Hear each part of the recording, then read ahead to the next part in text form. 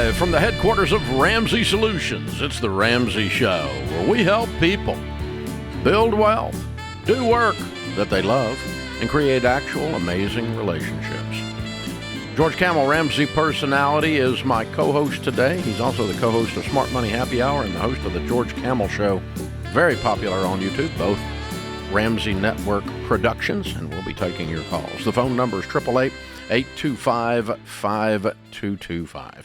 Brian starts this hour in St. Louis. Hey, Brian, welcome to the Ramsey Show.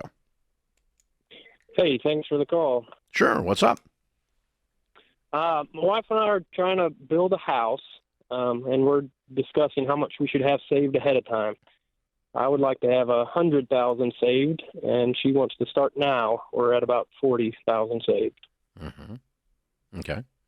And so she isn't as concerned about the down payment as you are? She's just excited to get going. More so than concerned about the down payment, which you are, yeah. So Correct. what does the payment process look like for this build? When is all the money due?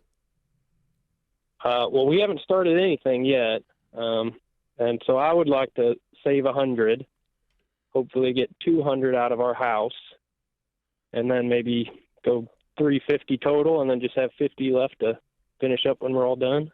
Mm-hmm. What do you make? Which we could What's your household income? about $100. Okay. So you're talking about a $350,000 build. Okay. And you got 40. How long does it take you to get to 100 if we went your way? What was your goal?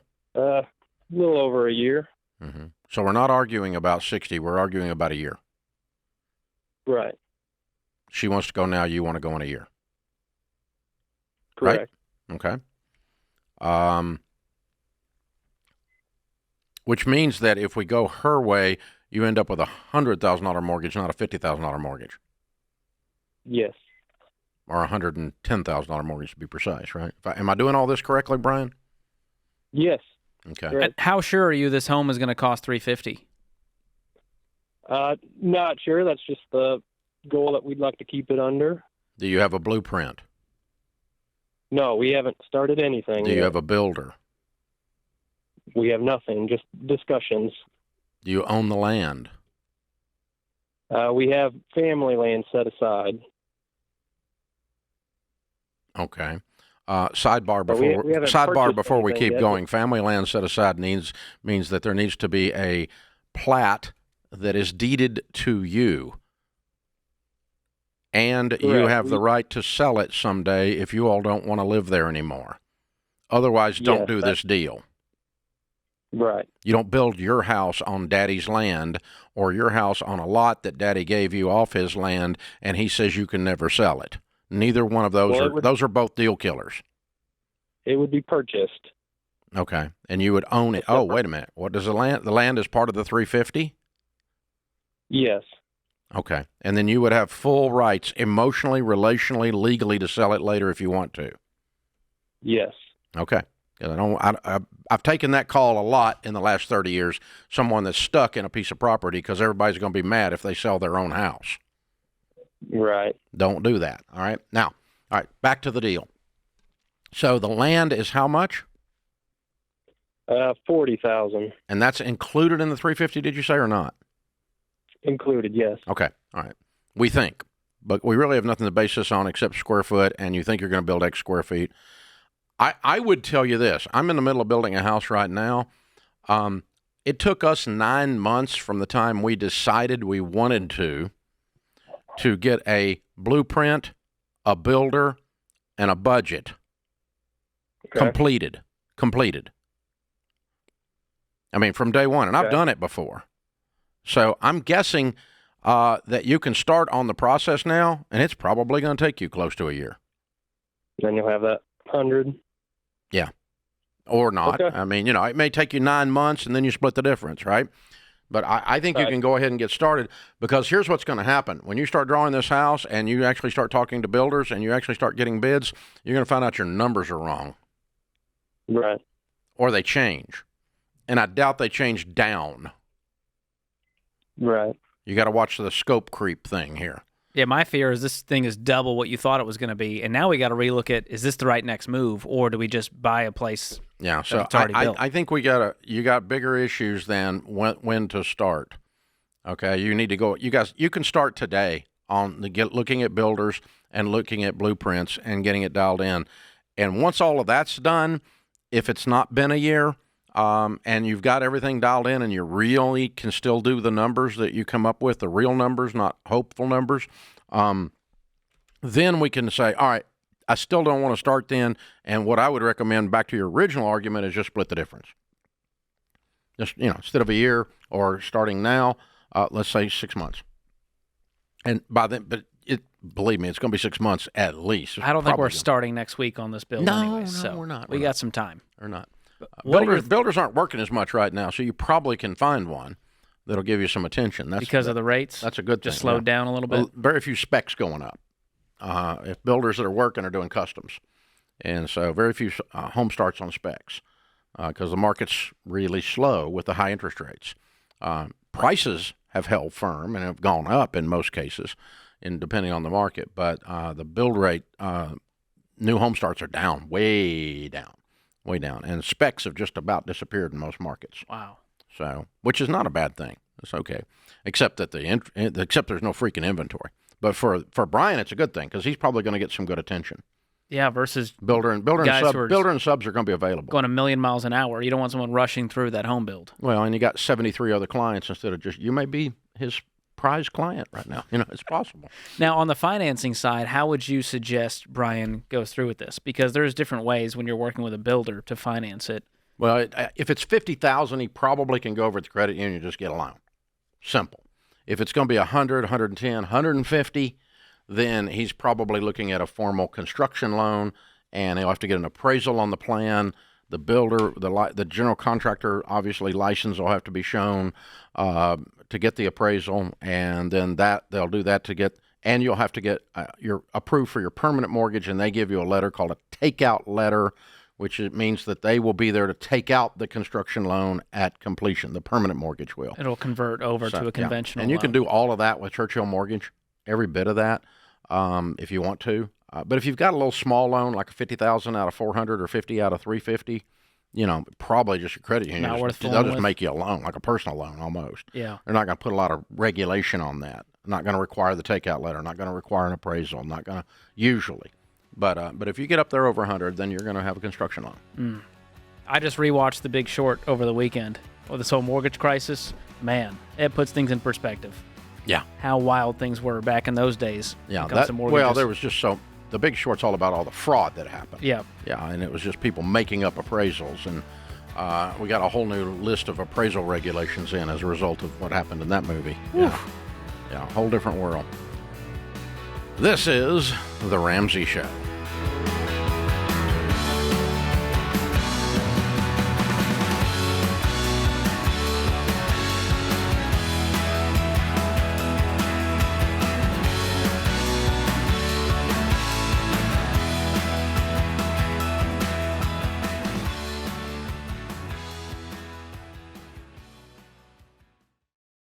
If you're like most people, your home is your most valuable asset.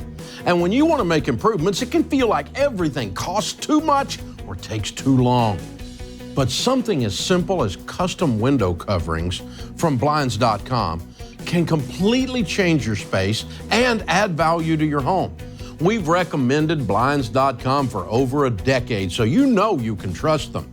From blinds, drapes, and shutters to motorized shades, they make it easy and affordable to upgrade your entire home, and their team is ready to help with everything from design consultation to measuring and installation.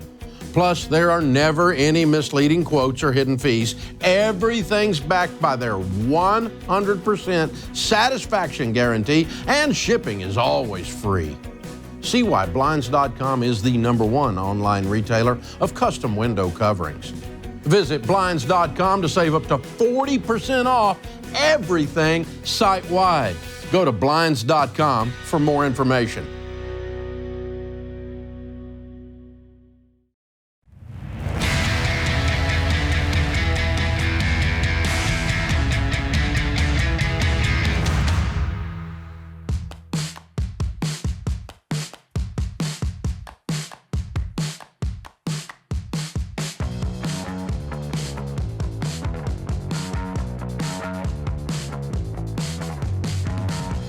George Camel, Ramsey Personality, is our co-host today. Open phones at 888-825-5225. Thanks for being with us, America. We're here to serve you. Our joy comes when we can show you what to do, and then you actually go do it, and it causes you to win. Bing, bing. That's how that works. That's what this has been about for 30-plus years now, and it continues to be. Jody is with us in Springfield, Illinois. Hi, Jody. Welcome to the Ramsey Show. Hi there. Hey, what's up? I'm kind of embarrassed to ask this question, but I am a 50-year-old widow who has been widowed for 15 years. I have helped put my children through college, and I have no retirement. So I am ready to start retirement, and I don't even know where to begin and how much to put in. There's nothing embarrassing about any of that.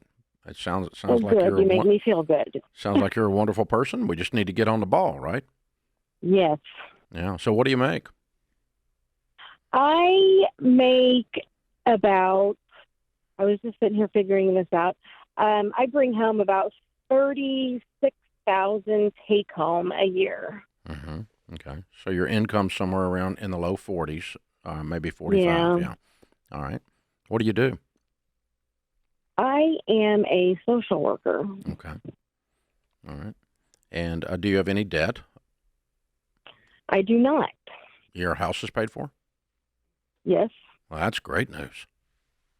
That means most of your income can go toward investing. So you have zero Really? saved right now, right? What do you have in the bank? Well, here's what I have. I have my emergency fund of $1,000. Mm-hmm. I have my 3 months. I have 3 months of my for my, in case something happens. But that's about all I have at this point. So I'm on the Dave Ramsey boat. I'm scared. It's to a point where sometimes I cry because I'm like, what am I going to do? Because I don't know, because when my husband passed away, I used like life insurance and all that kind of stuff to pay my house off. So, we had a roof over our head and all that kind of stuff because my kids were 7 and 10 when all of this happened. Wow. Well, and, you've had a lot of life happen. It's been hard. I totally understand. We've had a lot. We're not here to beat you up. We want to give you some good next steps to take. And if you're following the baby steps now, that puts you at baby step 4 because you have no debt, a fully funded emergency fund. And really it's step 7 because you have a paid for house. And so now the kids their school's paid for. We got to put our own mask now, put our own mask on. And that looks like investing for retirement as aggressively as possible. Do you have a retirement plan through your employer? Here's what I have, and I didn't know what route to go, but there's a 403B. Okay. I don't know much about that. I've kind of looked, Do they have a match? No. Okay. I would not do that then. I would first do, okay. I mean, I may do some there, but we would first do a Roth IRA. Okay. Just a plain Roth, not a traditional Roth. A Roth. So what I want you to do is go to RamseySolutions.com and click on SmartVestor and get a SmartVestor Pro in your area to sit down with you, and they can help you run some calculations. Okay. Now, let me give you an example. You bring home $3,000 a month. You do not have any bills except survival bills. You have no debt, no rent, no nothing, okay? Correct. If you were to invest $1,000 a month for 15 years, at 65, you're going to have right around $500,000, right around $500,000. Really? Yeah. Okay. What this means is not that you're rich, and it's really not enough, but it's enough to make sure you're not cold and hungry. Right. Because it will produce then, let's just reverse engineer this, which is very interesting, okay? Let's pretend it produced 10% a year on the mutual funds after that, and that you retired and had no retirement income. And I suspect you probably have a retirement with your government agency, don't you? That they furnish you? A pension? Yeah, actually, my husband, I get a pension off of him, but that's in... Yeah, but do you get a pension from your work when you retire? No. Okay. It's just Social Security I pay into. Yeah, absolutely. Which is horrible, but that's okay. All right. So if you had $500,000 at 65 or 67 or whatever, and it was invested at 10%, 10% of 500,000 is 50,000 a year. Right. Without touching the nest egg, without touching the goose, it will lay 50,000 golden eggs a year. Wow. And so you'd actually be making more at retirement than you are now. So no kidding. So you're going to be okay. That's the point. You're not going to be rich, but even if my numbers are off a little bit, and they might be one way or another, actually they probably are off in this case because you probably will not be making $36,000 for the rest of your life. You'll probably be making more, and so you could invest probably more later. Agreed? Mm-hmm. Right. Yeah. So I did that based on $1,000 in your current income. So. Mm-hmm. So I want you to sit down with a SmartVestor Pro, and we don't know how the scenarios will compare to actual life, but you can run some scenarios like I just did just to get the idea that I don't have to cry. I know. Because if you'll start now, Jody, and you'll start investing close to $1,000 or more than $1,000 a month, you get your budget tight and you do that, you're going to be okay. Matter of fact, you're going to be better than okay. That makes me cry just being happy. Yeah. So I want you to sit down, but it also needs to make you get on the budget and do it. It also means you to get on the phone and get on with those SmartVestor Pros and go sit down with them and learn, and let's get this stuff started. Not next week, not next year, now. Now, okay. Right now. I want it. And because every day you put this off, it gets harder. If you put it off a year, it's going to take $1,200. Yeah. Don't put it off anymore. You put it off as long as you can. The fuse is burning. So I want you scared enough that I scare you into action, but I don't want you terrified anymore so you're paralyzed. I got it. I'm on it. I'm doing it today. I love you. You're awesome. Call us back and let us know how it's going, okay? Okay. Thank you guys so much. I appreciate it. Thank you. Sweet lady. Love that. She just needed a little motivation that she's not doing as bad as she thought she was, and the time to start is today. What's interesting about what we do for a living when we talk about getting out of debt or we talk about building wealth, numbers actually give you a result that gives you hope. When you run math, okay, I got $100,000 in debt. I'm never going to get out. What's $33,000 a year for 3 years? I mean, it's $2,600 a month, and you make $150,000. Shut your whining up. All of a sudden the numbers give you hope, right? Yeah. The math gives you hope. In her case, it's $1,000 a month, and for the next 15 years. And not missing a month and getting started immediately and getting good returns and good mutual funds, which probably that 403B does not have. That's why I directed her away from that. Let's go first to the Roth IRA. With more control, more options. A lot better options, a lot better mutual fund options out there. Now, I can be off, and if y'all want to argue with my numbers, that's fine, argue with my numbers. But here's the point. Get with it. I might be, if I'm half wrong, she's still going to have $25,000, $26,000 a month coming in. Or $25,000, $26,000 a year coming in versus nothing, which your little plan you critic people out there creates. Nothing. That's what critics create. Nothing. Well, the new one, Dave, is, $1 million isn't enough anymore, Dave. That means $500,000 is half of not enough. But it's more than you got if you be broke and crying about it. Hello. So, yeah, we'd love for you to have multiple millions, but I mean, in this case, you could see $500,000 would still change your life. The only way she's going to get to over $1 million is she's going to raise her income substantially, so she could invest twice as much. Because $2,000 a month for 15 years at 12%. My mutual funds have averaged 12% for the last 30 years. My personal portfolio, and I'm not a genius. The market has averaged 11.8% in the S&P. So by God, shut up and go do it. So could you end up with $1 million in 15 years? Yeah, it's $2,000 a month. That's it, roughly. I mean, there it is. Ding, ding. This is the Ramsey Show.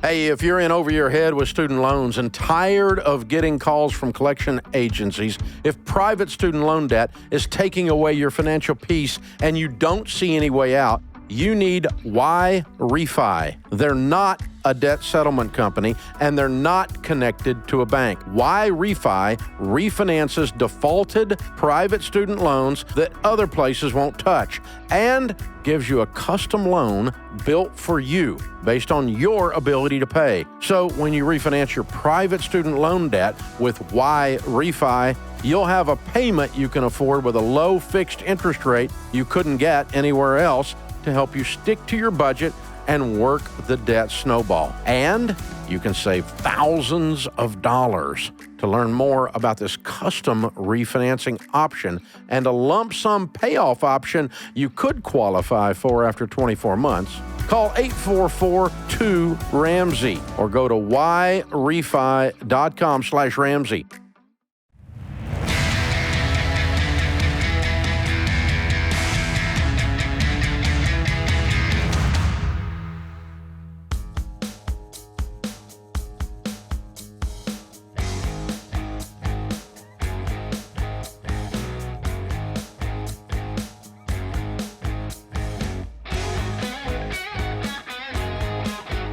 George Camel, Ramsey Personality, is my co-host today. Open phones at 888-825-5225. So our team handed me this. This is cool, George. In March, Andrew came and did a debt-free scream with me, and Dr. John Deloney was on the air. And we celebrated him paying off $303,000 in 49 months. Wow. He had student loans, car debt, home improvement loan, credit card, and a house, paid off his home. And then we get an email from him that he had a chance to go back to his alma mater, his high school, to one of our Foundations in Personal Finance classes, Warsaw High School. And he put this quote on Facebook, 2009 WHS grad. Oh, that's what they put on there. Andrew returned to his alma mater today to chat with the senior financial planning class about his financial journey and becoming debt-free. He completed the Dave Ramsey class and paid off his debt. This class is also completing the high school version of Financial Peace University. Thanks for coming, Andrew, which is called Foundations in Personal Finance. Very cool. Oh, what a great poster child. These kids are going, I got to watch another video, and then they're seeing this guy. Who was from their high school, who graduated from sat at the same desk they sat. Who has no payments in the world. Yeah. At a very young age. 100% debt-free. Wow. Ding, ding, ding, ding, house and everything. And go in and tell the high school seniors it can be done. That's how we do it. There's some social proof. Yeah, we've got the Foundations in Personal Finance high school curriculum that now 6 million students have been through since we started it. It's been in 48% of the high schools. It's currently in like 40% of the high schools. And more states are now making personal finance mandatory. I love it. And so we've been adopted by, for instance, the Texas the Texas State School Board, or the adoption process to adopt the curriculum. And we were just adopted in Florida.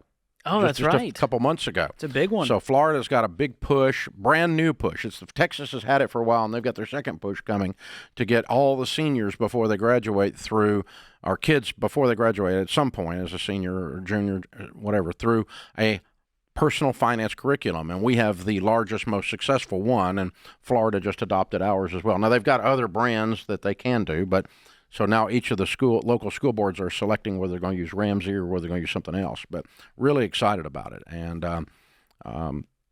happy to be in Florida. Thanks, Florida. We appreciate you. And actually, I got to meet the state senator we were down there doing an event in Orlando. I remember that. I got to meet him. You were in the green. You met him too. He was in the green room. It was incredible. And that sponsored the bill that got passed in Florida to make personal finance a mandatory. It's not elective. A mandatory class for graduation at a certain date in Florida high schools, and that precipitates then the high school curriculum. Our personal finance curriculum is getting adopted, and we're one of the high school approved adopted curriculums in Florida. So excited about that. So if you're around one of the Florida school boards, or you're a teacher or whatever, and you want to push for our curriculum being in your school, we would appreciate it. And way to go, Andrew. Thanks for going back to your school. I don't know where Washoe High School is, but it's not on this, but it's pretty cool that a guy does that and goes back and speaks to the class. Everyone going, they don't teach this stuff in school. I'm like, we do now. Yeah. We're in half the high schools. It is in a bunch of the states now. And we're that's obviously have been doing it a very, very long time, very successfully. We meet all the benchmarks. We've got Ramsey Education Solutions Department here that we've been running for, I don't know, almost 20 years now. And the guys and gals in that department that put this curriculum together that we use in the high schools are from the education world. And so our stuff is the easiest for teachers to operate because the lesson plans are done, the testing is done right. It's all built out to where it's as low lift as possible. Those former teachers going, I wish this is how it was created. I wish everything was created this way because our guys are putting it, and it meets all the educational benchmarks and legalities and so forth that we have to meet in order to be in a public school system. And so we do every bit of that. And, man, we're just thrilled. So many people are getting able to do this, and this is cool that Andrew did that. That's a lot of fun. Isaac is with us. Isaac is in Huntsville, Alabama. Hi, Isaac. Welcome to the Ramsey Show. Thanks for having me. How are y'all? Better than we deserve. What's up? So my wife and I are fixing to be going through our first divorce. And she's going to keep the house that we currently have. And thanks to a wonderful support system, I'm going to be able to move back in with my parents while I get back on my feet. And at this point, I'm just wondering, kind of what's next? How do I start over from here? What should be the correct step I take? How old are you? Sorry. I am 32 years old. How long were y'all married? About 5 years or so, maybe. You have children? A 5-year-old son, yes. I'm sorry. Huh. What do you make? About $33 an hour, about $4,000 take home a month. Okay.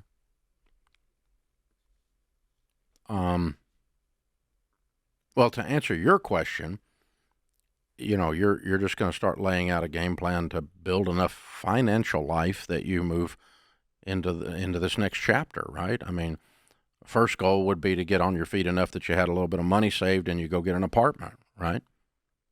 Right. I mean, this obviously your parents are providing a safety net, not a hammock. Correct. And so you're just passing through. And that's, like you said, that's a wonderful thing, and I'm not upset about that at all. But I would give myself a number of months, like 3 or 6 months or something, and say by then I'm going to have enough saved to have deposits and get an apartment, get my own place, get some furniture, get restarted in terms of like almost as if you were moving out after high school or college, right? Right. And then once you've kind of got a standard of living set and a place to live, then you start doing the baby steps, and you make sure you get out of debt, and you build an emergency fund, and you start investing, and you're going to figure out that there's another chapter to this life after 32 years old, right? Right. Yeah. So this setback is going to be a comma, not a coma. So keep that in your mind. This is temporary. You're going to have a whole other life on the other side of this thing. This doesn't define you, but it will refine you. And so now's the time to make some choices that will set us up for the next 10 years. So do you know, as the dust settles, what the financial picture looks like as far as child support, alimony, the house? Debt? So I will be taking the car that she's currently driving, and she's going to take the car that I'm currently driving because it's paid off.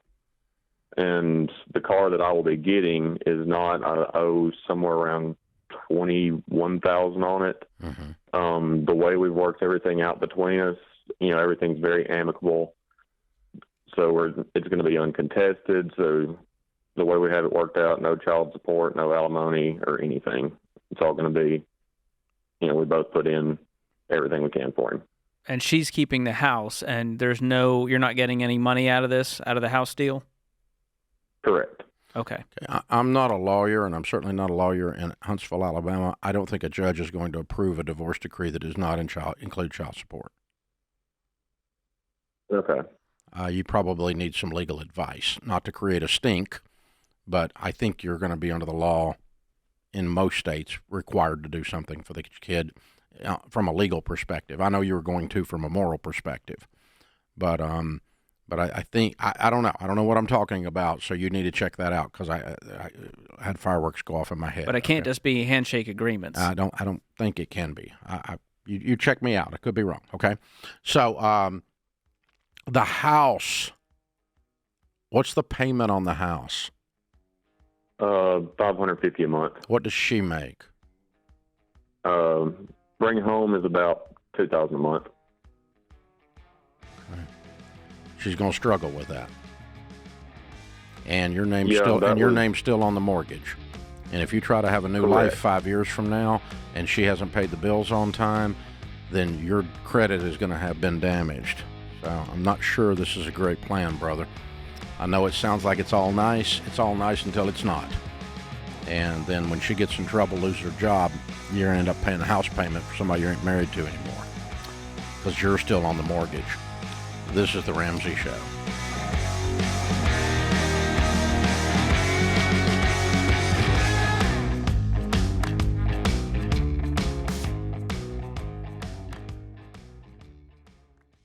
Hey, folks, you know that sinking feeling when you make an offer on a house you love and then you hear there's another offer? You need the Churchill Mortgage Home Buyer Edge. Super fast pre-approval and a secured interest rate. Plus a $5,000 seller guarantee gives your offer the best chance of being accepted. The Home Buyer Edge from Churchill gives you an advantage over those other guys. Go to churchillmortgage.com today to learn more.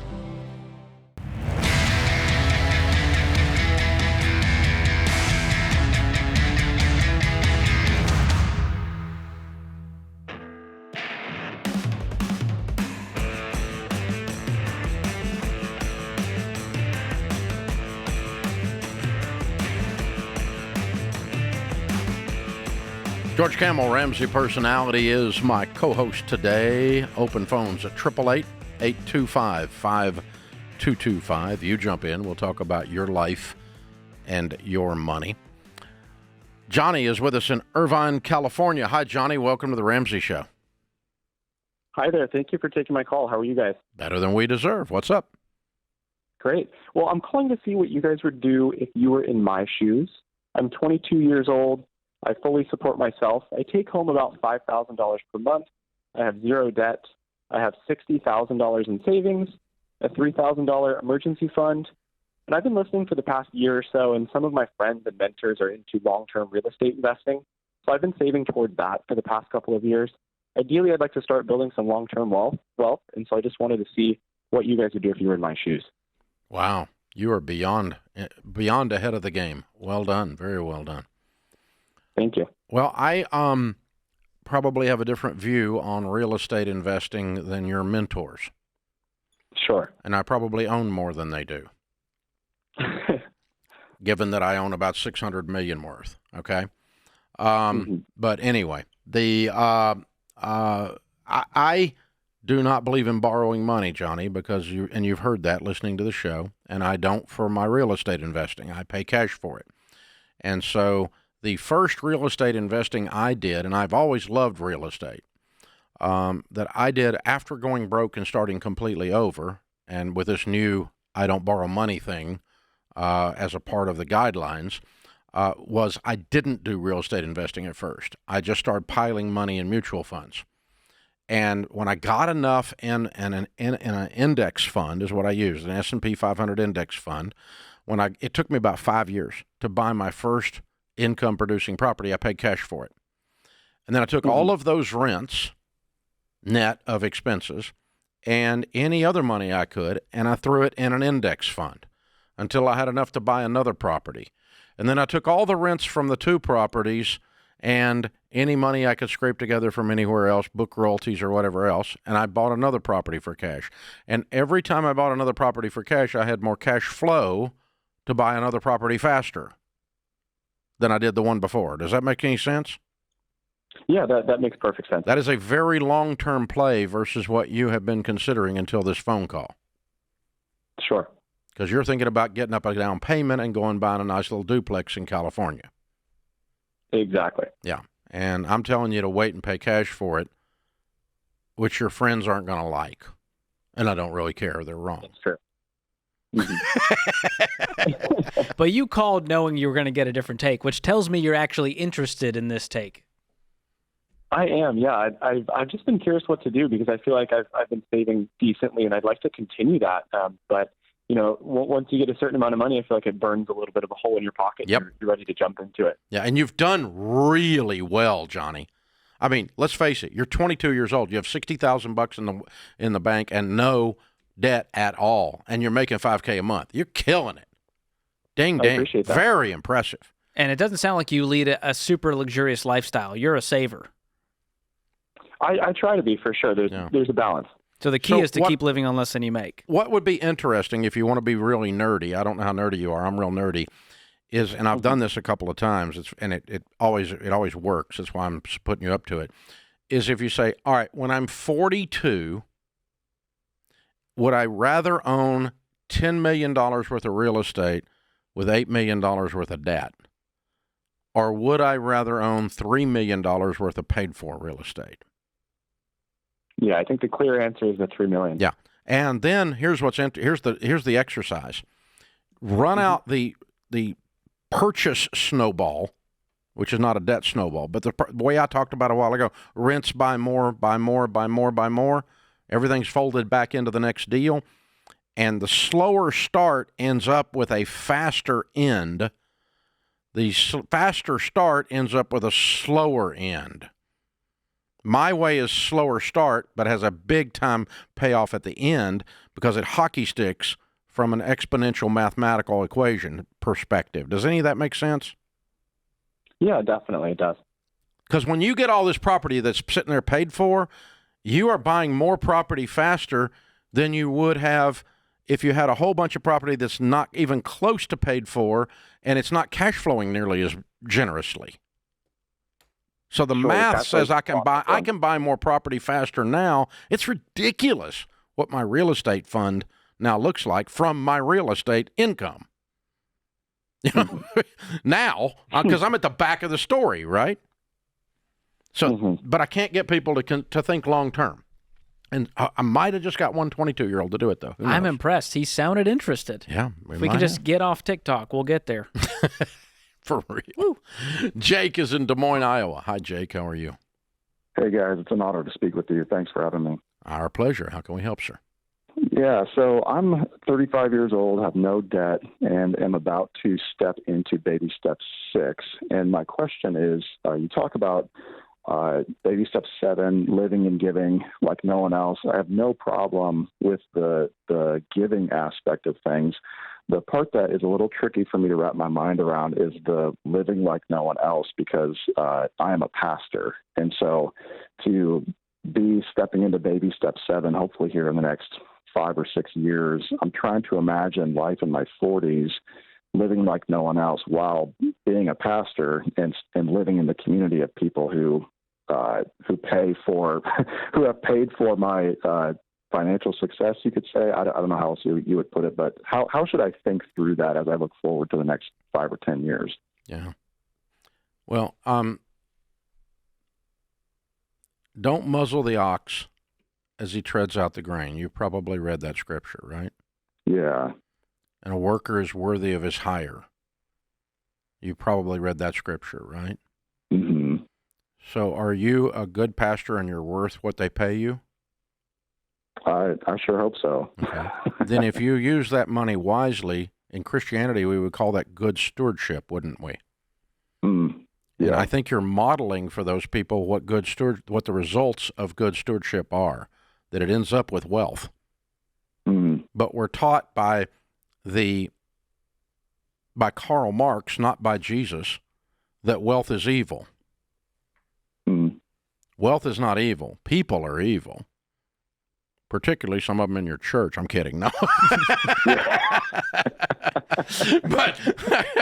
but not much. But yeah, anyway. So you're always going to have a hater whether you win or you lose if you do it at scale. Yeah. If you lose, you weren't a good steward and you're horrible and you worked your whole life and you have nothing to show for it, and we call that being a good steward. That's not a good steward. That means you did a bad job handling your money. So you're supposed to model for your congregation how to be a good husband, how to be a good dad, right? Right. How to be a great leader. We're supposed to model in Christianity. It's called a witness. And yet when my friend Craig Rochelle says, why is it that wealth is the only blessing from God we're supposed to apologize for? Mm. And I've got several friends that are pastors that are a decade and a half ahead of you, and they're facing the exact same thing because they have systematically, carefully invested in their 401ks and in their Roth IRAs and in their retirement programs, and some of them have bought real estate carefully, and they don't have jet airplanes. They're not on TV. You know, it's none of that junk. They're just good guys as a pastor, and they've been careful with their income, and most of them are millionaires because they did the stuff I teach. But now there's always some duber that says, well, a pastor should never be a millionaire. Yeah, that's what I want. I want my pastor to be broke and stupid. No, I don't either. I want pastor should never... Listen, I want his marriage to be something I can look up to. I want his kids to be something I can look up to. I want the way he handles money to be something I can look up to. Because obviously the book he is reading has having an effect on his life, and I want to know more about what that book called the Bible says then. But not if you're out, but you're always going to be criticized, Jake. Whether it's about your message or the car you drive. There's going to be someone out there. And, you have to get... If you're a Christian, you have to drive a used Accord because that's what Jesus said. They were all in one accord. Oh, that one still gets me. This is The Ramsey Show.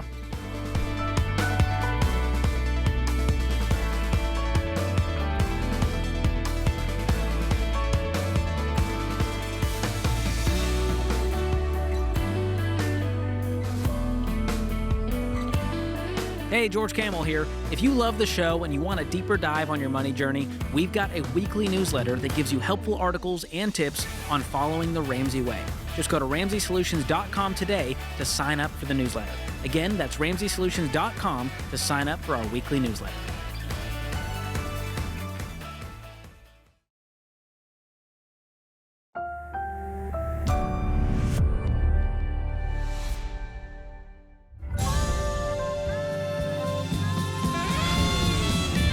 Live from the headquarters of Ramsey Solutions, it's The Ramsey Show, where we help people build wealth, do work that they love, and create actual amazing relationships. Open phones at 888-825-5225. That's 888-825-5225. Jenna George Camel, Ramsey Personality, is my co-host today. He's also the co-host of Smart Money Happy Hour and the host of the George Camel Show on YouTube, which is exploding, by the way, one of our more popular Ramsey Network launches in the last year. Jenna is with us. Jenna is in Seattle, Washington. Hi, Jenna. Welcome to the Ramsey Show. Hi. Oh, my gosh. I'm so excited to talk to you guys. You too. What's up? So I have a situation that feels complicated to me, but likely not to you guys, which is why I'm calling. I am the sole provider for my family and am self-employed as a therapist, a mental health therapist in private practice. And I make good money, over $200,000 a year, and am over 10 years. It's been amazing. But I'm paid pretty irregularly, mostly by insurance companies, and I usually know by like Sunday evenings kind of what my deposits are going to look like, but they tend to be slightly different each week. And then I also get kind of random payments, like, co-payments from patients or just kind of paper checks. I don't have like it's sort of predictable, but like also not predictable. How long have you been doing this? How long have I been doing this? Mm-hmm. Over 10 years, actually. Okay. So over the course of a year, it's very predictable. Over the course of 6 months, it's fairly predictable. Over the course of 1 week, it's not. Correct. Okay. So give us some rough estimate here. What's your question? So So we're struggling to budget as far as the kind of grocery shopping weekly versus monthly, like just kind of really trying to understand our money better. We've kind of banked on we just make good money, and so money just sort of disappears. And I'm trying to do better. My husband and I are trying to do better. My one caveat question I want to throw him under the bus is he also refuses to drop the coffee stand and wants to keep it in the budget. And I want to nix it from the budget. So I want you guys to give me some... you mean buying a cup of coffee at a coffee stand? Correct. This is not your problem. No, it's not my problem. You need to lose that battle and win the war. He needs a budget line item for his coffee. He gets his coffee, and we get a budget together that we both work on that accomplishes our overall goals. Coffee is not keeping you from doing that. I agree. So, all right, that one's under the bus. You lose, he wins. Next. All right, George, man, how do we do an irregular income? So the simplest way to look at this is look at what a low month would be for you guys. We know it's not going to be zero, right? Correct. So what would be a low month? A low month would be $12,000. Okay, so we start there. We'll input that in the budget, and when more money comes in, we'll just add that income into the budget on the income side. Got me? Okay. Yes. Then on the expense side, we're going to do it a little differently because it's irregular. We're going to make a prioritized spending plan. So let's have our four walls. We got to cover the bills, the rent, the mortgage, all of that stuff first. Food on the table. You should have insurance. a set food budget that is fixed, that easily fits within $12,000, and it should not have to change based on the irregularity of the income. Okay. Other things will change based on the irregularity, but not food. Okay. Because it's first. Now, are you at risk of running out of money even on that bad month of $12,000, or are you just trying to go, hey, we should be saving more with all of our expenses? Yeah. Well, no, we're not at risk of running out of money. I just don't feel like we're throwing enough at our snowballs. We have... Yeah, perfect. Perfect. Yeah, we're not at risk of running out of money as far as our needs go. I just feel like after that, it sort of just disappears. Gotcha. But it's not disappearing into the coffee stand. There's other places, other money leaks. Well, it's what she's saying, I think, and I don't put words in your mouth, is it's disappearing into the disorganization and the chaos. And I want to get a handle on this so I can feel like I'm doing a good job.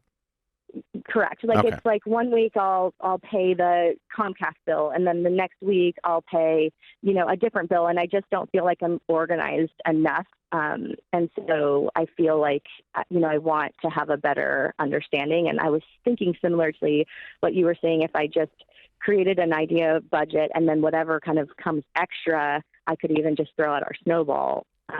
If you can live on the $12,000 without touching it, and you get to do everything you need to do, you could run a budget on $12,000, and every extra dollar above that goes to your debt snowball. That's an easy fix. Okay. If you need $13,000 to live, but 12 is your low, then you've got to add 1,000 to those last few things before you start the debt snowball. That's what Georgia's saying. Yeah, so including our business expenses, we need about $9,000 to live, $9,000 to $10,000 to live. Okay, your business needs to be running separately. Yeah. The business is running separately. So our household. No. Stop. You don't have it included. Okay, it's not running separately if it's included. Hello. So here's the thing: we run a business budget, and then when we bring money home from our net profits after paying the business expenses, then we work with that. So your business expenses run what? My business expenses monthly is only $2,300 a month. Okay.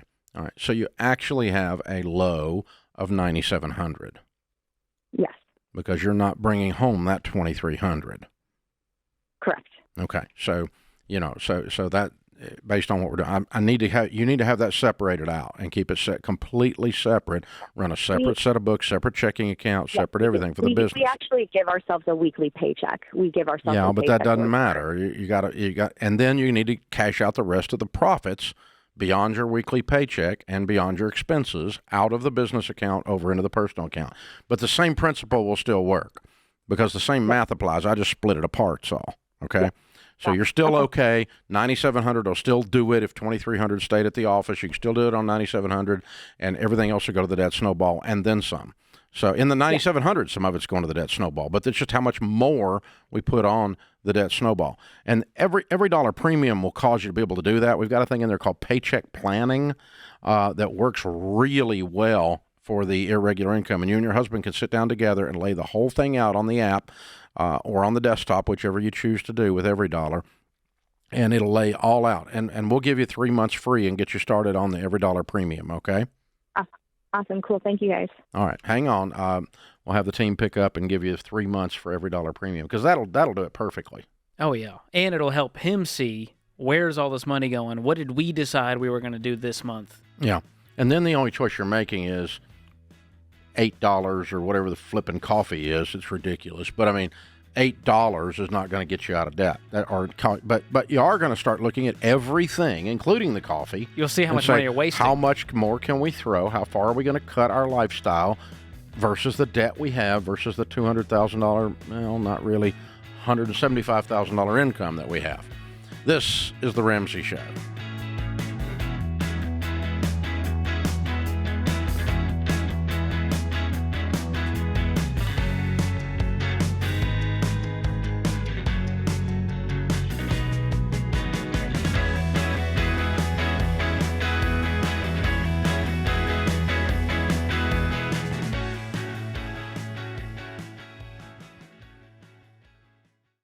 Hey guys, I've told you before about Christian Healthcare Ministries, a health cost-sharing ministry.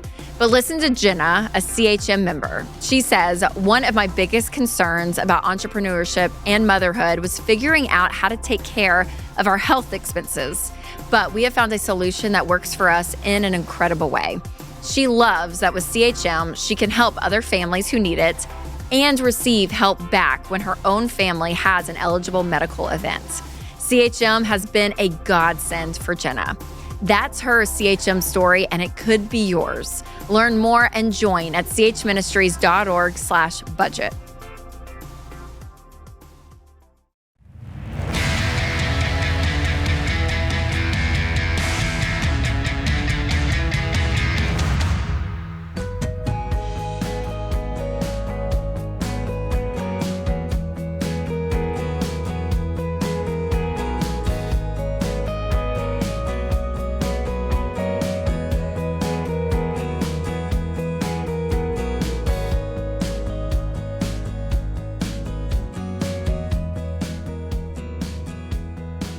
George Camel, Ramsey Personality, is my co-host today. Open phones at 888-825-5225.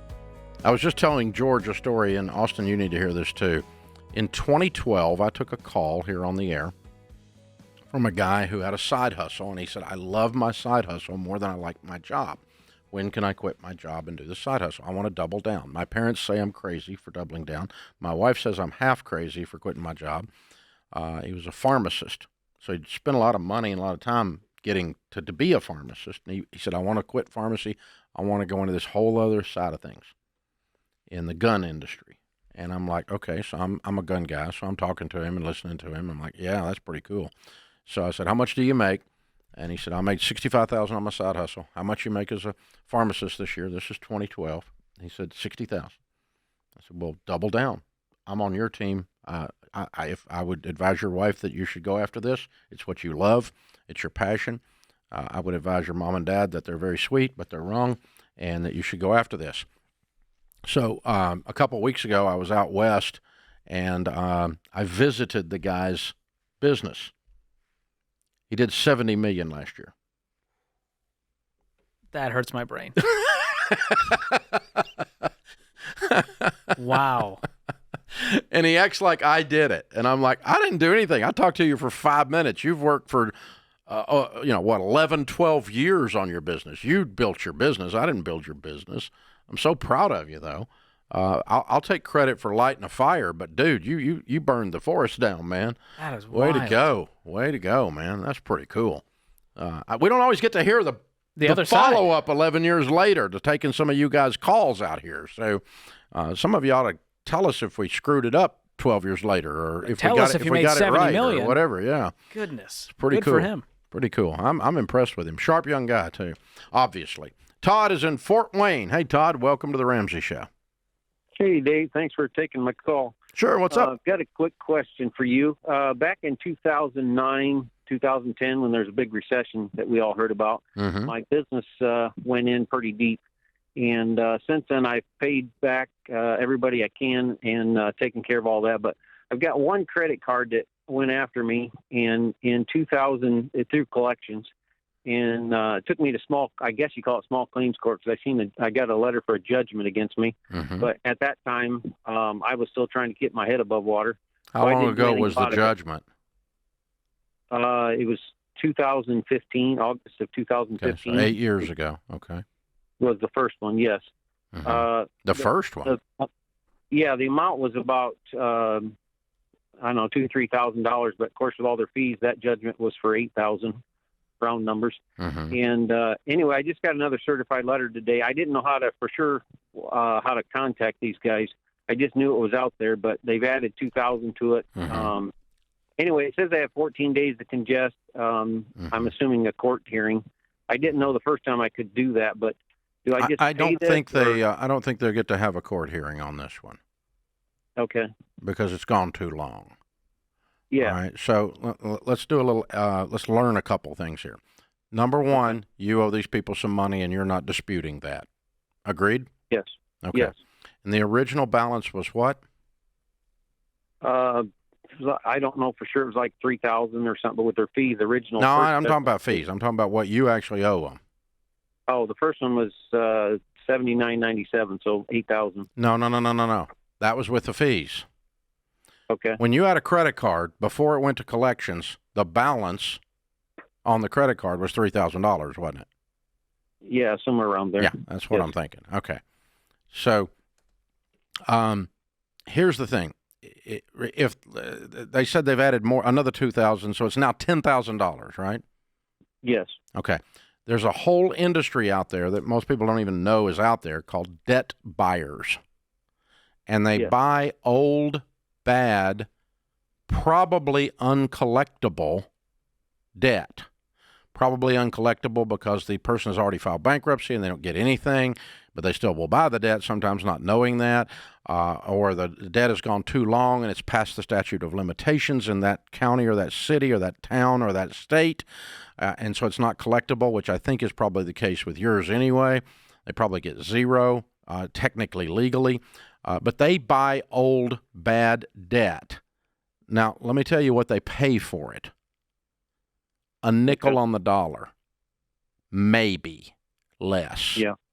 So this guy calling you or certified lettering you is with a $10,000 bill likely has $250 to $500 invested in your account. Okay. That's good information if you're going to call him and offer him $3,000. Yeah. I want to do right by this debt. I'm willing to pay $3,000. That's all I'm willing to pay. If you want $1 more, I'm going to give that to a lawyer, and I'm going to fight you to the death because I don't think you can collect this at all because it's gone too long.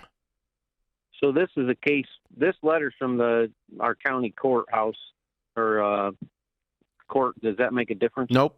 It's not, the court didn't buy the debt. Some duper bought the debt. Okay. So the Dubers brought you to the county courthouse. Is the Duber's name on there? Yeah, the collection agency, and there's a lawyer name on it. The lawyer's who you call.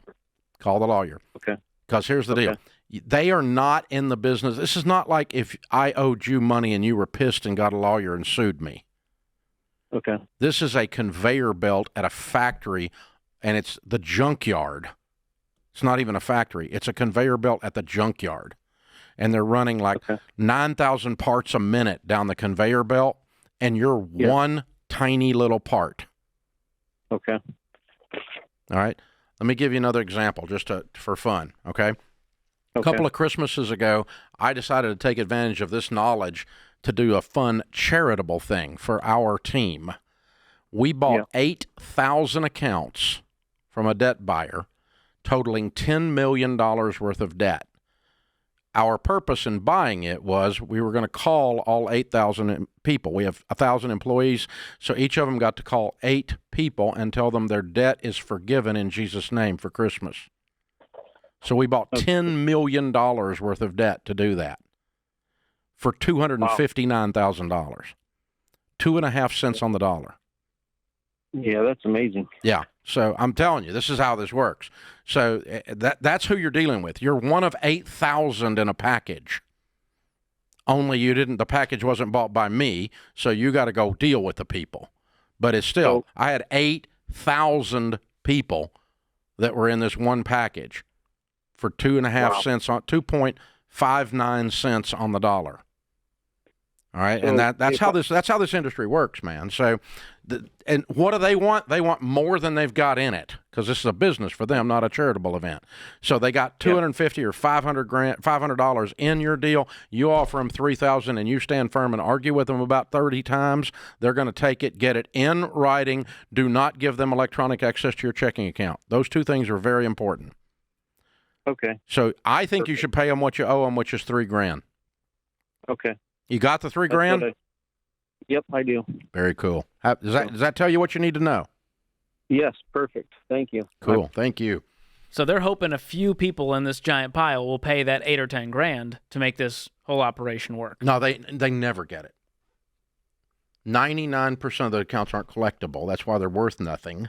Because, I mean, what are the chances of collecting on something from 2010? 13 years ago. 13 years ago. If you can even find the guy. I mean, they're just saying glory hallelujah that they even found him, right? We had trouble making the calls. We couldn't even old cell phone numbers, bad numbers. We had what? I bet you 1 out of 8 was probably bad, or 2 out of 8 was the information we had with the accounts we bought were bad. Which tells you they had bad information when they bought it. Well, yeah, because it's old. I mean, how many people got the same cell phone number 13 years later? And or whatever, the same address. And, you don't send a change of address to people you owe money to if you're on the run, so it doesn't happen that way. So it's an interesting world, but it's a very high number, low performance world. And if you'll keep that in mind when you're dealing with them, it's not personal. It's just a transaction for them. This is The Ramsey Show.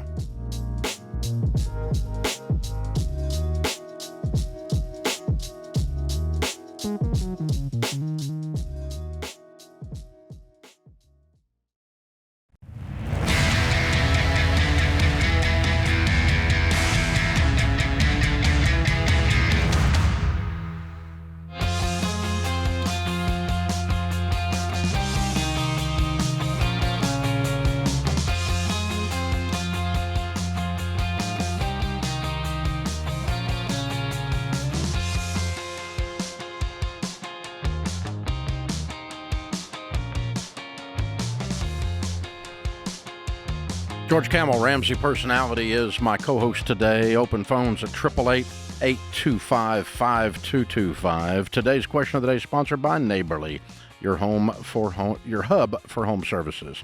Neighborly can help you find local service pros like the grounds guys, 5-star painting, and more to get your outdoor space ready for the cooler months. Download the Neighborly app today and get started. Today's question comes from Steve in Minnesota. I'm 43 years old. I still have student loan debt, about $4,900. It was originally $24,000 back in 2010. This year in May, I went and got 2,130 hair graft transplants for about $13,000. Some I paid up front, and the rest I used a care credit card for $10,500. I owe about $5,000 on it now. I have $32,000 in savings. I've got about $10,000 in a 401k, and I make about $20 an hour. I didn't get enough hair grafts to cover the back top crown area. Should I go back for more hair transplant grafts to cover that area? Oh, Dave, this is a personal question that I think only you could answer. This is very personal. Mean. It's personal. You're just mean. Hair jokes, George. Well, you've bullied me for far too long, Dave. It's my time to get back. Oh, Steve. Okay. Steve. Well, the good news is Steve has some money, and he can clean up this debt today. I don't know why he's waited 13 years. Yeah. He has $32,000 in savings. Let's knock out the $10,000 in debt, and you'll still have $22,000 left. That covers an emergency fund, and that should cover some hair grafts. So $32,000, $10,500 on the credit card. He says he owes $5,000 on it now. And then, okay, and then $5,000. So $10,000 clears up the student loan and the card, right? Yep. And that leaves him $22,000, right? Mm-hmm. That's what I'm saying. Okay. And then we need to ascertain what your emergency fund should be. 3 to 6 months of expenses. And if that is under $22,000, like say 15, then you would have 7 you could use towards other things. And if that's what you choose to do with your money, okay. Right? Yeah. But if your emergency fund should be $25,000, you need to finish your emergency fund before you do other things. Because until you're out of debt and have an emergency fund in place, we do not do elective surgeries. That's a luxury. It's a luxury. Well, I need bigger lips. No, no, the food's going in. You don't need bigger lips. The coffee's not spilling. You don't need bigger lips. Bigger lips are a luxury. Hair in the back is a luxury. Apparently, hair in the front is a luxury. So for he me, must have got just the front done, and that he's got this crown here that's still. I mean, missing. if you're the hair transplant people, that was genius. Hey, you'll have to come back for that one. It leaves you with a guaranteed client for the back as soon as they get home and get a mirror. The other question is, did they do a good job with the rest of it so far? Because maybe let's not go back. My stomach is in my throat. This is killing me. Ooh. But yeah. But I imagine it's a few more grand to finish it up if he's got the crown left. Yeah. I don't know how I'm going to get in work. a lot of trouble if I'm not real careful here. But anyway, if this is what you want to do with your money, it should only be done. It's a choice. It's a luxury item. It's like buying a new couch or upgrading a car. It's done after your emergency fund is in place and you are debt-free. So you should write a check today, Steve, and pay off your student loan debt and your credit card. Is this real? This is real. Is this some guy spoof? I thought Austin was trolling us. Somebody's punking us. And Austin let it through. It's too specific to be punking at this point. Well, it's a good way to punk. He said he makes $19.60 If you're going to punk somebody, an hour. you give great detail. Like, I just don't have enough hair grafts in the back. He told us how many hair grafts, 2,130. I know, but that's how you punk somebody. Very specific. That's what causes us to bite on it. Well, we bit on it, and so we're pretending like it's real. I think someone wanted to know your take on hair transplant grafts. That's just, no, they didn't. Obviously, they know my take on hair transplant. All they got to do is just pull Dave up a picture. says not worth the money. Well, it's just, yeah. You've been cutting your own hair for a few decades now. Yeah. It's easier that way. The amount of money you've saved, though, compared to me, I just grew up in a different place and a different time where we enjoyed getting old, and we is what we is. So we didn't constantly be poking and prodding at ourselves. But it's a different time. Well, back then it was just like a toupee. There weren't many options. Yeah, that's true. It's a bad toupee or nothing. Yeah, like something out of a movie from the 70s. Yeah, but I figured that the person with the lowest hair maintenance and the highest hair maintenance in the studio would have opinions. Would have a great opinion on this. Jade's not here. Touche. Boom, roasted Jade.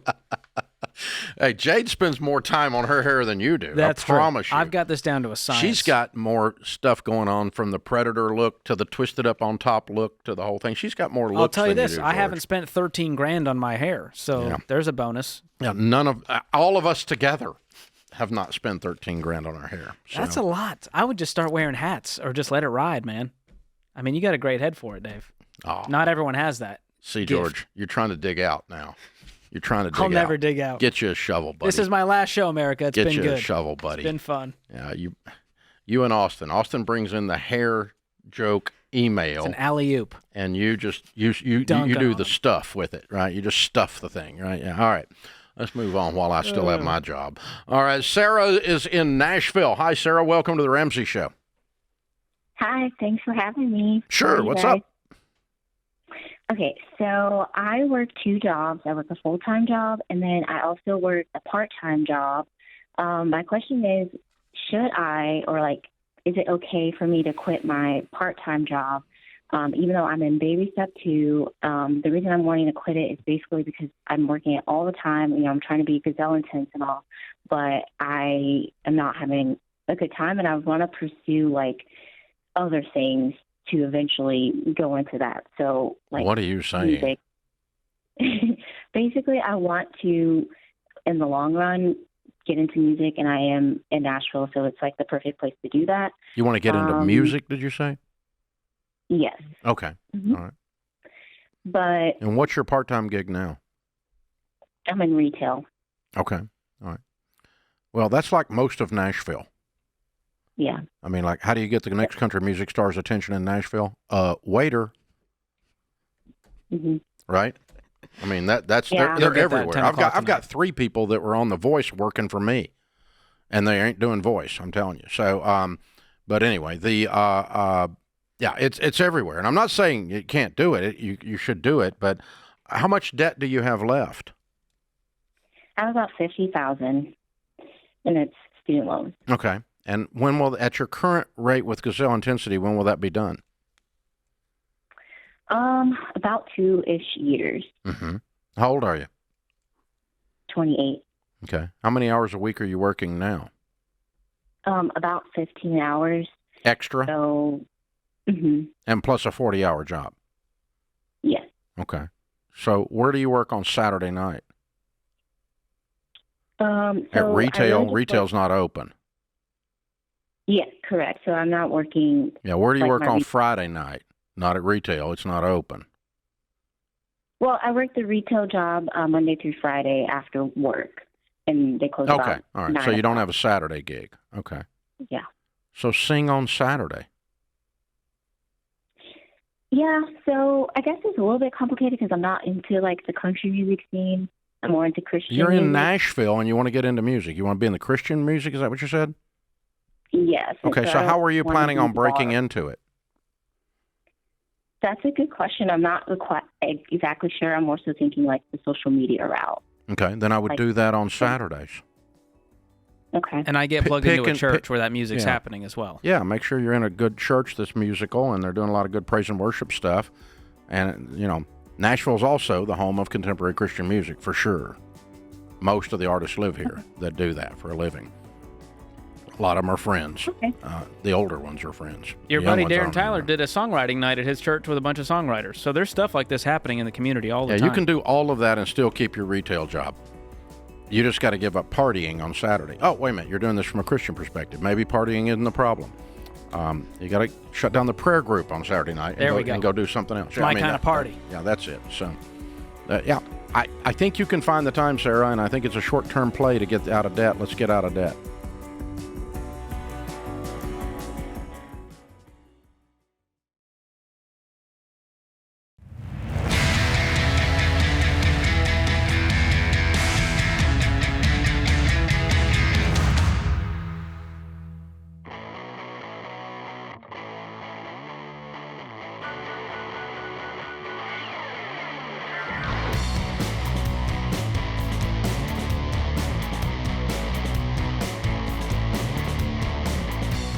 George Camel, Ramsey Personality, is my co-host today. Walt is in Buffalo, New York. Hey, Walt, welcome to the Ramsey Show. Hey, guys. Thanks for taking my call. I appreciate it. Sure. What's up? Actually, I had 2 questions, but the young lady on the screener told me I could only ask one, so I figured I'd mention it, and maybe you guys let me squeak in, too. My wife and I have been on the baby steps since November of 2022. We made it all the way to step 3. And almost immediately after that, we had to use a couple $1,000s of our emergency fund. We have $4,000 in a high-yield savings account that's earmarked for kids' college. He's 10 right now, and we're wondering if we should take the $2,000 from that 4 to fill the emergency fund back up. I would. Because it's not in a college fund. It's just earmarked. You have 2 accounts. One of them you've got named college, but you got a 10-year-old. You got plenty of time to build their college savings and doing it in a 529 and so forth. That's exactly what I would do. Yeah, simple enough. I mean, it's liquid. You're not going to pay any penalties. So if you told me it was in a 529, I'd say don't touch it. Yeah. But you'll be fine there, and you'll have time to fill it back. Or if it had been there for 20 years or something and the kid was 7. I mean, there's a lot of different factors, but you got a lot of time, and it's just a right pocket, left pocket thing. And then just, if you take it out of the right pocket, put it in the left pocket, then you got to go back to the right pocket and fill it up, which is baby step 5 anyway. Reminder, Walt, 4, 5, and 6 are done simultaneously. Yep. So we're investing 15%. While we have that plate spinning, we begin to fund the kids' college. Then any money left over, we can throw onto the mortgage to pay that off early. Yeah. So 4, 5, and 6, which is retirement savings, kids' college savings, and paying the house off early, we run simultaneously, but still in that order. 15% going into retirement, funding kids' college, which you're going to do immediately. You'll begin with that $2,000 that's left over and get an account open and get it moving. And then if you find more money in your budget, or as you find more money in your budget as you go along, let's pay off the house early. Elijah is with us in Charlotte, North Carolina. Hi, Elijah. Welcome to the Ramsey Show. Hey, Dave. Thanks for having us. Sure. What's up? So me and my wife have a question, and it is, we are debt-free. We have an emergency fund. We've tried to do everything by the book, and both of us have zero credit, and we are renting currently. Is there any way that we could one day buy a house without any credit? What is your advice? Well, George did it. Yeah, it's a fairly simple process. It's called manual underwriting, and what that is basically a no-score loan. And our friends at Churchill Mortgage have been doing this forever, but if you tell anyone about it, they'll say, no, you can't do that. And even if they say you can, they'll say, it's so much more expensive, it's such a headache, it'll take you forever. They're lying. They've never done it. So let me tell you from someone who's done it, that it's simple, but you have to do it by the book like you mentioned. So you're going to want to have all the documentation, your verification of income, rental payment history, 12-month history of your bank statements, a tax return, things like that. And along with that, you need to have a good down payment. Have you guys started saving that up yet? Yes. As soon as we finish building up our emergency fund, that's what we were going to start on. Awesome. So I would aim to have a minimum of 10% if you're doing the no-score loan. 20% is even better to avoid that private mortgage insurance. What kind of budget are you looking for a house? Right now, we're in North Carolina, and the housing market's anywhere from $100,000 or $200,000 to $300,000. Great.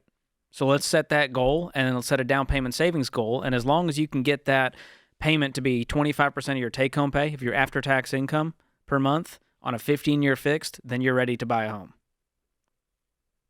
Sounds great. Thank you so much. Again, Elijah, if you go to a traditional mortgage company or you ask your friends, they're all going to tell you that because they don't know how to do it, that can't be done. George did it. Jade did it. Dr. John Deloney did it. All of our Ramsey personalities have had zero credit scores and gone and got mortgages. Okay, so it definitely can be done. We'll put a link to the Ramsey Solutions blog about this in the show notes. And so if you want to go back and pull that up out of the show notes, you'll be able to do that with a great detail on it. But really, George just gave it all to you. And again, selecting a mortgage company that knows what the flip they're doing. That's important. And most of them don't. Churchill Mortgage does know how to do this. Chaz is with us in Orlando. Hi, Chaz. Welcome to the Ramsey Show. Hey, Dave. Thanks for having me. Sure. What's up? So my question is, I'm 24 years old. Me and my fiance are getting married next February. I have zero debt right now, and I have a nice little nest egg in the bank that I've been saving up. My question is, my fiance has some debt. Once we get married, do you recommend that I kind of use up most of my nest egg to pay off her debt? Or should we keep that nest egg in the bank and just keep pursuing paying off her debt now that we both have both incomes to pay it off? What are we talking in the bank? So right now I have about $34,000 in the bank. And then her debt is a little bit over $17,000. Okay. So it wouldn't totally wipe it out, but it's just, we both and now like through February. It's just you know. No, I don't know. What do you mean you know? But we just like to have it in the bank. No, you do. Just for yes. You worked hard to save this money up, and it hurts emotionally to let it go for someone else's mistake. Yeah. That's okay to say out loud, but just know when you get married, you're signing up for that whole person's life, and it's our money. So now you have debt as well. It's our debt, and it's our income. All of the mistakes you have made come with you. All of the mistakes she has made come with her. And the preacher will say, and now you are one mistake. So this is how this works, brother. Are you that in love with her that you're willing to do this? Oh, 100%. It's all right, not even a second When you thought. get home from the honeymoon, write a check and pay off her student loan. Okay. Yeah, okay. Period. No question about it. And she should be paying it down. We've got to save up for the wedding. Are you guys paying for it? No, luckily her parents have blessed us with paying for the wedding. Great. So that's been a huge blessing for sure. That's wonderful. And she's paying it down. We've actually been taking your class through our church, and good. So she's already working it down like every single day. But it looks like there might be a little bit left over once we get married, and so I was calling in to see what your opinion was. Yeah. On So it. Chaz, here's the thing: if you called us up, you've listened to us or you've been through Financial Peace University. If you called us up and said, "We're a married couple, we have $34,000 in savings, and we have $17,000 in a student loan," we instantaneously would tell you to pay that off, wouldn't we? Yes, you would. Okay. The only nuance here is that it's new, because the marriage will be at that time new. So that's the only nuance. And what you're facing here is you're really having to face this idea that we are going to combine our incomes, our dreams, our fears, our mistakes, our assets. We're going to combine everything, and we're going to become a whole new entity called a married couple. And this is forcing you to process the emotions of that, which, to George's point, are we poke fun, but they're very real. It's a very real emotion. Yeah. And so, but you've listened to us enough to know that if you were answering the question as you're driving along in the car while listening on talk radio, and someone else called in, you would be going, "They're going to tell him to pay the loan off." Yes, that's true. So the only difference here is it wasn't an existing marriage couple. We're moving into it, and that's the only nuanced change. And, a week ago, and it happens to be your money this time rather than listening to someone else call in. That changes it too. That's tough. But, the beautiful thing is you also get to build wealth together, and it is like exponentially greater when you have two people who are on the same page. Oh, yeah. Yeah, there's what's called in sociological studies and economic studies that called the marriage advantage. There's several marital advantages. If you haven't ever read the research that's out there, health, males who are married live longer. Wow. Yeah. And couples who are married have a wealth and an income career and income advantage. Statistically, they make more money and they have more money. Statistically. So it's called the marriage advantage research projects that are out there floating around. Very interesting to look at. So, yeah, you're right. This is going to go zoom, zoom. You're going to be fine. That puts this hour of the Ramsey Show in the books.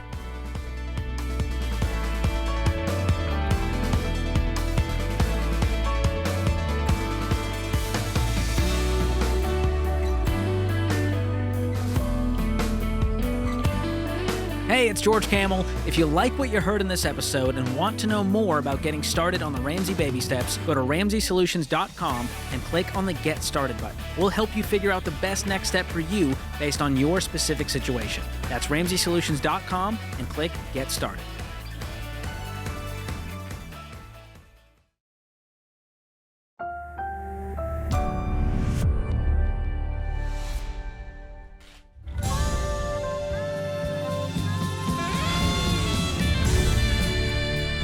Live from the headquarters of Ramsey Solutions, it's the Ramsey Show, where we help people build wealth, do work that they love, and create actual amazing relationships. George Camel, Ramsey Personality, is my co-host today. I'm Dave Ramsey. The phone number is 888-825-5225.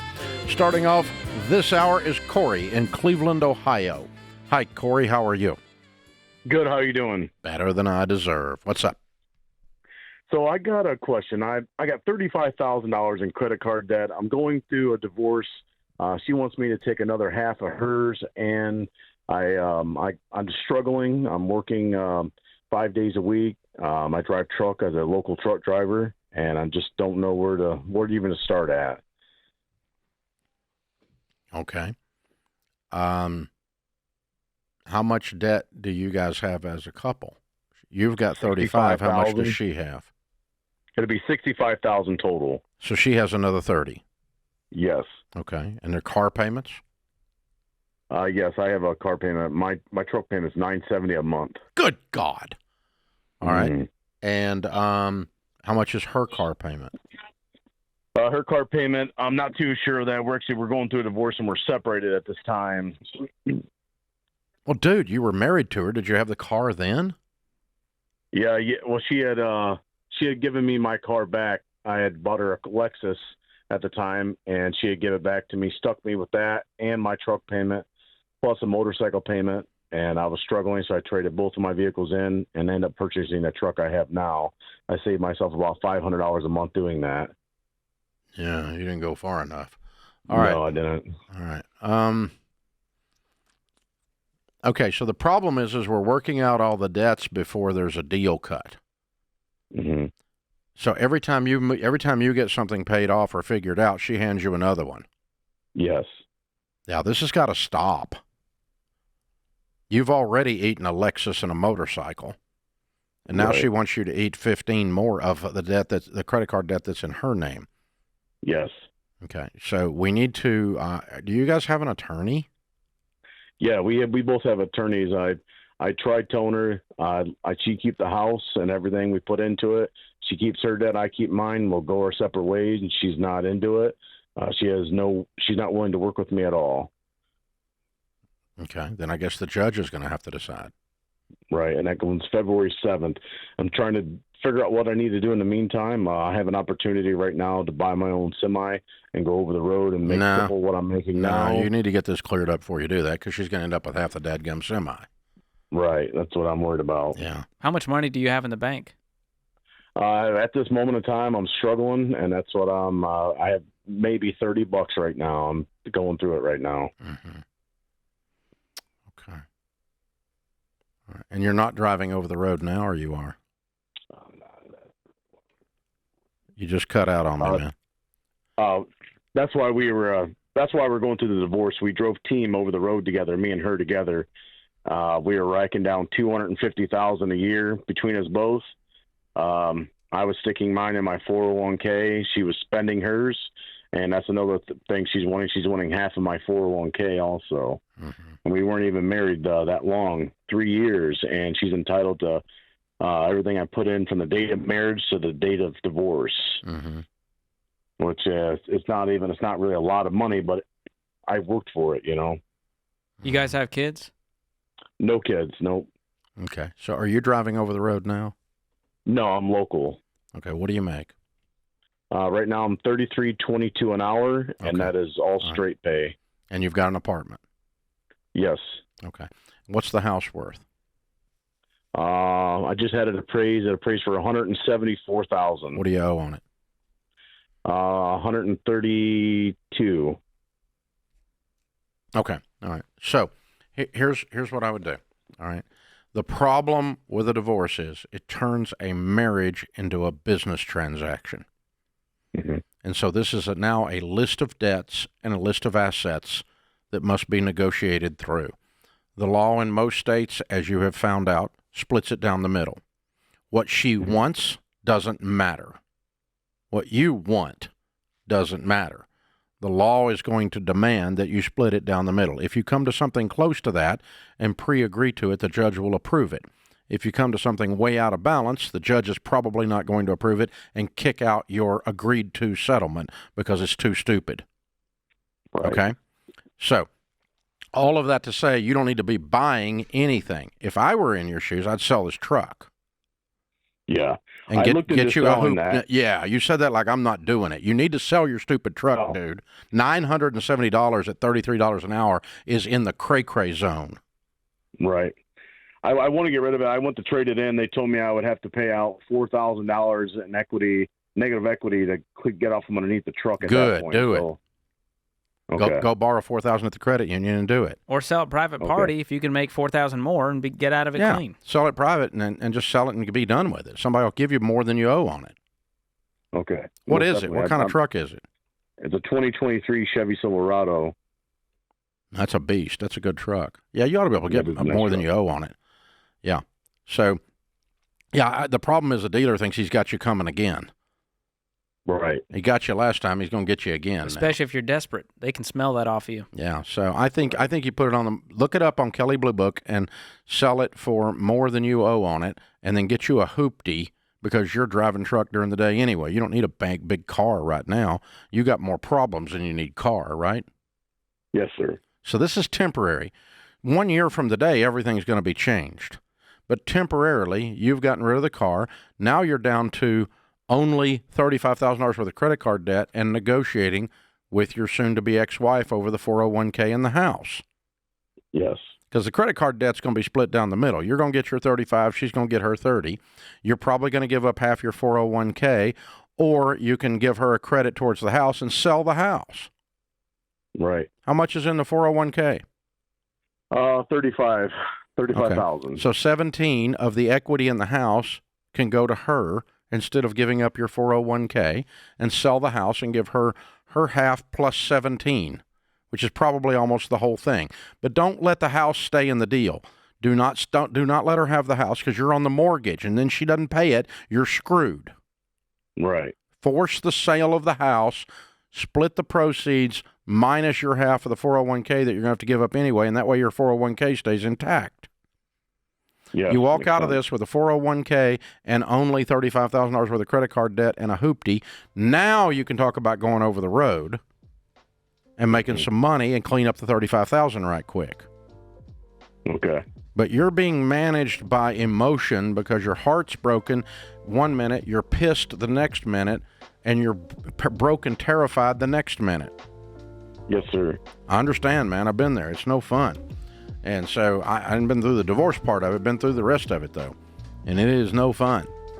So laying out a detailed, factual game plan with math removes some of the emotion from it, and that's what I just gave you. So go back and listen to this on YouTube or on podcast or however, because I gave you the exact plan of what to do. And what I laid out is negotiable, and if she won't do it, take it before the judge. He'll make her do it. This is The Ramsey Show.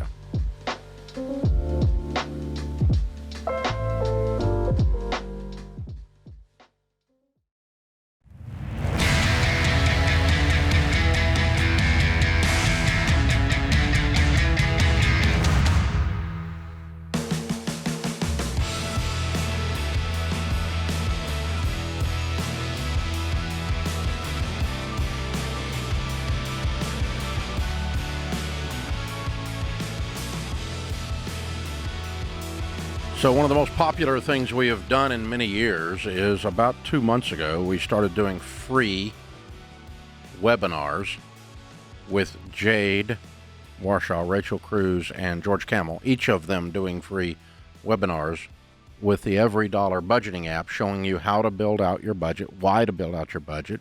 And couples are jumping on for free and watching the webinar, and you can interact with the webinar. You can actually ask questions live. We got a live chat, a Q&A box. Live chat while we're going. And a what box? A Q&A box. Q&A box, so you get those stuff in. So there's interaction. It's not just George squawking at you or Jade or Rachel squawking at you. And so we're doing these free online budgeting trainings. Go to everydollar.com/budgeting, and between now and the end of the year, each one of those three will be doing 3 or 4 of these. And so George, Rachel, Jade, you can jump on, choose which one, or just pick the night or a day or whatever that the time is convenient for you. It's completely free, very interactive, very helpful on the Every Dollar Budgeting app on how to get a plan together. Because if you don't have a plan, it's like Zig Ziglar used to say, if you aim at nothing, you'll hit it every time. And my friend John Maxwell says a budget is people telling their money what to do instead of wondering where it went. everydollar.com/budgeting. Get registered for the free webinars. George, what do they get if they go to yours? Well, we give away stuff, and I like to bribe people with that. So we'll give away some stuff. We have a killer. Do you really? Or are you just making a joke? No, we really do. We've given away products. I already give away your services. I know. We give away some books and products and things like that for those that are brave enough to ask a question in front of 3,000 virtual people. Because there is a cap. Even though it's digital, they cap the room size. So you got to make sure you sign up. We'll also send you a replay if you miss it. A lot of people say, hey, I can't make that time. Sign up anyways. You can go back and watch the whole thing. There you go. And free stuff for the people that do attend and ask a question, and you bribe people for their involvement. You got it. But people do get really interactive. I've heard the stories. Yeah, we've had great feedback just showing them, because we don't have time on the air to show you how it all works, but that webinar is where we do it. Olivia is in Madison, Wisconsin. Hi, Olivia. Welcome to the Ramsey Show. Hi, Dave. Hi, George. Thank you for taking my call. Sure. What's up? So my question is about student loans. I currently have I have around 105,000 in student loans, and it's broken up between a private university foundation loan and then federal loans. And my question is, the federal loan is broken up into smaller loans. Yes. Some of them are subsidized, some are unsubsidized. Yes. And so my question is, how do I prioritize that? Do I, or do I just pay the private and then the federal? I'll tell you how I did it 10 years ago. I laid them all out from smallest balance to largest balance. That's called the debt snowball method, and I ignored the interest rates. Just black them out if you have to, because it gets real confusing and overwhelming. And all you do is you focus on that smallest balance first. My guess is it's one of those little federal loans? Yes. What's the smallest balance you got? I believe the smallest one is about 5,000 or 6,000 of one of the federal loans. Yeah. What do you make? My husband and I make about 115. Great. So how quick are you going to pay that 5 off? Oh, we can pay the 5 off in probably a couple months. Max. Yeah. Or more. Or, I was thinking faster. like 2 paychecks. Yeah. Okay. Quick. Yeah, all of these federal loans are under one service. You need to call them. You need to pay the minimums and then call them and get them on the phone, which is a pain in the butt because they're incompetent. But call them and get them on the phone and demand that the money you transfer right then goes on that loan. Because if you mail it to them or you make it one check for all the minimums and that, they will screw it up and spread it across all of them because they're incompetent. Okay, up until now, we've just been paying whatever across all of them, yeah. And nothing happens. Correct. Yeah, and you don't see any movement. But I want that little one knocked out because when that little one's knocked out, your payment changes. Okay. And drops down, and then more and more and more, the debt snowball rolls. But if you don't knock out the little one, then the debt snowball doesn't roll. Meaning, every time you pay off something that has a payment with the debt snowball, that old payment now gives you extra money to throw on the next one. But if the old payment is 0, then it doesn't give you any extra money to throw on the next one. So you got to call them, and each stinking month, make sure they're doing the right one, when you're on one of the little small federals. Yeah, and you can also see online, it may break them out. You may be able to apply that to the principal, but I'm not sure. These websites if you can make sure on the website, you could try it 1 month and see if it drops the principal on that singular debt rather than spread across all of them. But I got to tell you, it's the worst. It's the federal government. I mean, the user experience is the not incompetence of the IRS, the incompetence of the federal government shows up here like you never believe. These people's parents are cousins. It's just awful. They're just horrible. And so it's a disaster. The whole student loan debacle is a disaster. So the faster you get it in the rearview mirror, the better your life is going to be. Good question. Thanks for joining us. Miguel is in San Antonio. Hi, Miguel. Welcome to the Ramsey Show. Hi, Dave and George. How are y'all doing? Better than we deserve. What's up? That's right. So I'm 22 years old. I have a car payment that's sitting at $10,000 left to be paid off. That's the only debt I have. Originally, the car started at $18,000. I had it for 2 years, and so I've been trying to pay it down much ahead of time just so I can get that completely finished out. And I do have the money to pay it off right now. I could pay it off today, but that is pretty much everything that I have. So you owe how much today? Today it's just under $10,000. It's at $9,000. Okay, and how much money do you have? I have $12,000 right now. Okay, what do you make? So I would still have. I make around $40,000 a year. Good. And what other debt do you have other than this stupid car? I don't have any other debt. Good. Pay it off today, man. It leaves you with what, $3,000? And no car payment. Yeah, and that doesn't include my emergency fund. I still have an emergency fund of $1,000. Okay. No. Your starter emergency fund. Your starter. So now you got $3,000. You got $3,000, $4,000. Yeah. And now your next goal is to build that $4,000 up to 3 to 6 months of expenses, which in your case is probably about a $10,000 emergency fund. Okay. And without a car payment, you'll get there even faster. Yeah.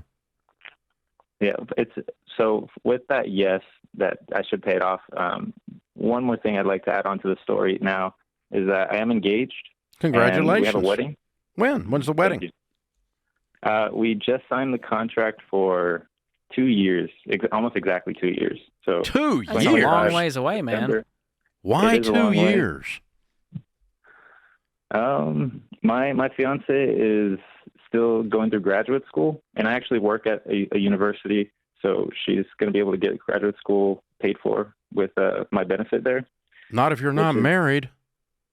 The blessing. We are planning to get married legally first, and then so that she can get that benefit. And then we're going to have a wedding in the church because we are Catholic, and we do want to get married in the church. Okay, so what does the Catholic Church charge you to get married? Well, we've been dating for 6 years, and we've had a lot of different people come through our lives, been a part of our story. We wanted to have something. So we have a budget of around $20,000 to $25,000. And with it being just me right now. So you're talking about actually getting married when? Legally? Legally would be pretty much the beginning of 2024 in February. Okay.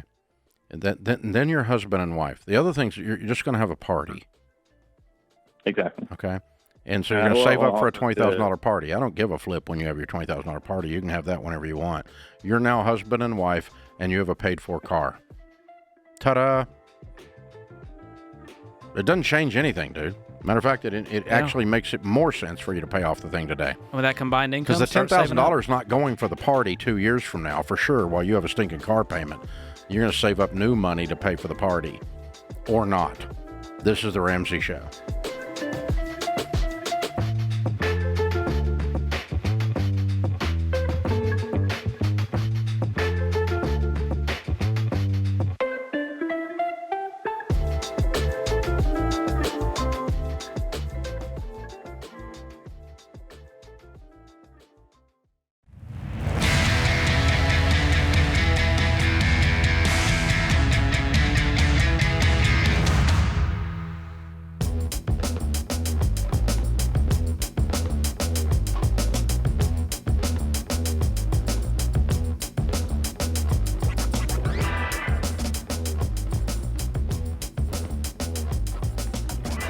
George Camel Ramsey Personality is my co-host today. Thank you for joining us, America. Jacob and Taylor are on the debt-free stage in the lobby of Ramsey Solutions. How are you? Doing well. Great. How are you? Better than I deserve. Welcome. Where do you guys live? So we're from Tulsa, Oklahoma. Oh, fun. Welcome to Nashville. How much debt did you pay? So we paid off about $182,000. Good for you. How long did that take? Too long, but about 8 years. Okay, good. And what was your range of income during that time? So we started about 75, and then up to about 125. Cool. What do y'all do for a living? So I'm a mechanic at a Lexus dealer in Tulsa. Mm-hmm. After I graduated college, I ended up in the nonprofit field for about 7.5 years, but now I'm a stay-at-home dog mom. I have a network marketing business, and I'm a part-time barista. Okay, good for you. Mm-hmm. Cool. All right. What kind of debt was the $182,000? So it was student loan for her, Mm-hmm. and then our mortgage. Oh, it paid off your house. Yes. Look at it, weird people. I love it. So what is this house worth in Tulsa? It's worth about $280 now. Way to go, guys. Nice house. We're seeing it on YouTube here. Nice picture. Yeah. Yeah. And it's all yours. Mm-hmm. All ours. How old are you two weirdos? So I'm 33. I just turned 32 last week. And you have a paid-for house? Yes. Do you know anyone that's 33 with a paid-for house other than George? He was a huge inspiration for us. Very big. So that very means the grateful world. for you. Well, I'm amazed that this trend keeps happening. I feel like we're seeing it more and more. People's in their 20s and 30s. Late 20s, early 30s coming in here with a paid-off house. Yes, That's definitely. Right. Yeah, it's very exciting. Do you know, any of your friend group got a paid-for house? I don't think so. Not that I know of. Yeah. They'd be talking about it if they did. Yeah, that's true. Very true. They'd be here too. Where did this idea even come from? How'd you guys get started on this Ramsey way? 8 years ago. Yeah, good question. So right after I graduated college is when we got married, and we actually got Financial Peace University membership as a wedding gift. And so I'd love to give a shout out to Tracy, a family friend who gifted that to us, and that changed everything for our family. So we took it about 3 months after we got married.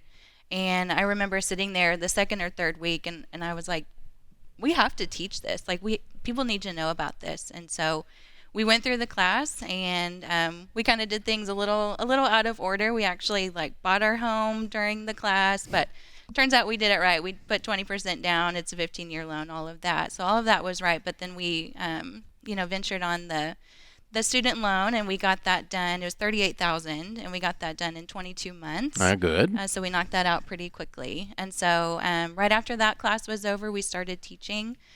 So we've coordinated nearly 15 classes now. Whoa, Super good for you. coordinator. Thank Yeah, you. We love it. Absolutely love it. Super coordinators. Yes. You got to follow the stuff at that point. Oh, the yeah. whole class is looking at you. Have you Yes. led one since paying off the house? We had one this summer, so we got to celebrate with them, and then we'll have another one in January. So That's that's amazing. really kept us accountable, working with each of the classes and sharing our story and all of that. So It's like your personal trainer having a six-pack. You're There like, you this go. is a good sign. I'm in the right place Yes, when I'm in your exactly. class. Way to go. Yes, we're excited. So we, in a lot of ways, I guess a huge part of our story is, we've had emergencies come up just like anybody else. We've replaced our AC unit. I had a 4-night hospital stay, and we also, Jacob is working on his bachelor's, and so we're cash flowing that. Mm-hmm. And so that's part of the reason why maybe it's taken a little bit longer. And What are you studying, Jacob? Mechanical engineering. Oh, very good. Yeah. Okay. How much longer do you have? About a year. Oh, wow. About a year Good left. for you. That's going to be a great breakthrough for you. Mhm. Yeah, but it's been an almost 5-year process. Yeah. So, but It's all part-time. Yeah, exactly. So, and as newlyweds, we've done a lot of traveling. We've done a couple of international trips, and we've been all over the United States, but all with cash, all without credit cards. And so that certainly has, extended our, our deadline, I guess. But the goal was always to pay off our home 7 years early. Yeah. And that's exactly what we did. So Hit the goal. Yeah, Hit the we goal. did. It's been really exciting, really, Yeah. really Well, awesome. once you're out of baby steps 2 and 3, travel is allowed. It just slows down. It slows down how much you put on baby step 6. Or buying a car is allowed. Or going to school is allowed. It just slows down how much you put on baby step 6. But you still did all of that and did the house in 7 years. Right. Yes, yeah. That's we pretty sure cool. Did. Yeah, we sure did. It's been fun. It's Been a fun, journey. yeah. Yeah, You're living proof. This stuff still works. Yep. Yes, Yep, exactly. every day. Yeah, and in a lot of ways too. Jacob and I are both natural givers, and so outside of our mortgage, our giving category in our budget was actually one of the largest, and so we were kind of practicing baby step 7 even kind of before we got there. Yeah. And so the travel and the giving part of that, we give to things that we're passionate about. We Yeah. just couldn't wait to do that. So Amen. Yep. Good for you. yeah. Good for you. Okay, now, how's it feel when you walk through the backyard and you don't have any payments? Feels nice. It really does. I mean, we don't necessarily worried if that payment was going to be there the first of the month, but it's nice not having to even having to worry about that. Have y'all walked back in the backyard and stood and looked at the house and went, "That's ours"? Mm-hmm. We have actually. Yes. Yep. Yep. Front, back. Walk through the grass barefoot. Yeah. all of it. Pictures. Yeah. Neighbors are going, what are they doing over there? Exactly. Yes. They do a lot of celebrating over there. I don't know. That's Yes, good. Good for you. What do you tell people in your class the secret to getting out of debt is? Oh man, number one on my list is tithing. That's been just the forefront of our mind. And why do you think that is? Man, when you live life like this, it's just better than Open-handed. Mhm. Yes, yeah, it's just better than you can dream or imagine. And so, blessings have come from that. And certainly, since we have led 15 Financial Peace University classes, we watched the videos 15 times. And so, just keeping up with that and having a group to walk through that with has been a really crucial part. So, Yeah, the accountability and the open-handedness. Right. Yeah. What about you, Jacob? I think a lot of it is not living above your means. I mean, that we've, not been in any kind of dire straight situation, but we've also not saying, oh, I need to go into debt to do this, or I need to put this money towards a trip and not pay off what we need to pay off. So I think it's knowing what you need as opposed to just what you want. Yeah, it's intentionality. Right. Yeah. Yeah. Way to go, guys. I'm so proud of you. Thank you. Who was cheering you on? Everybody.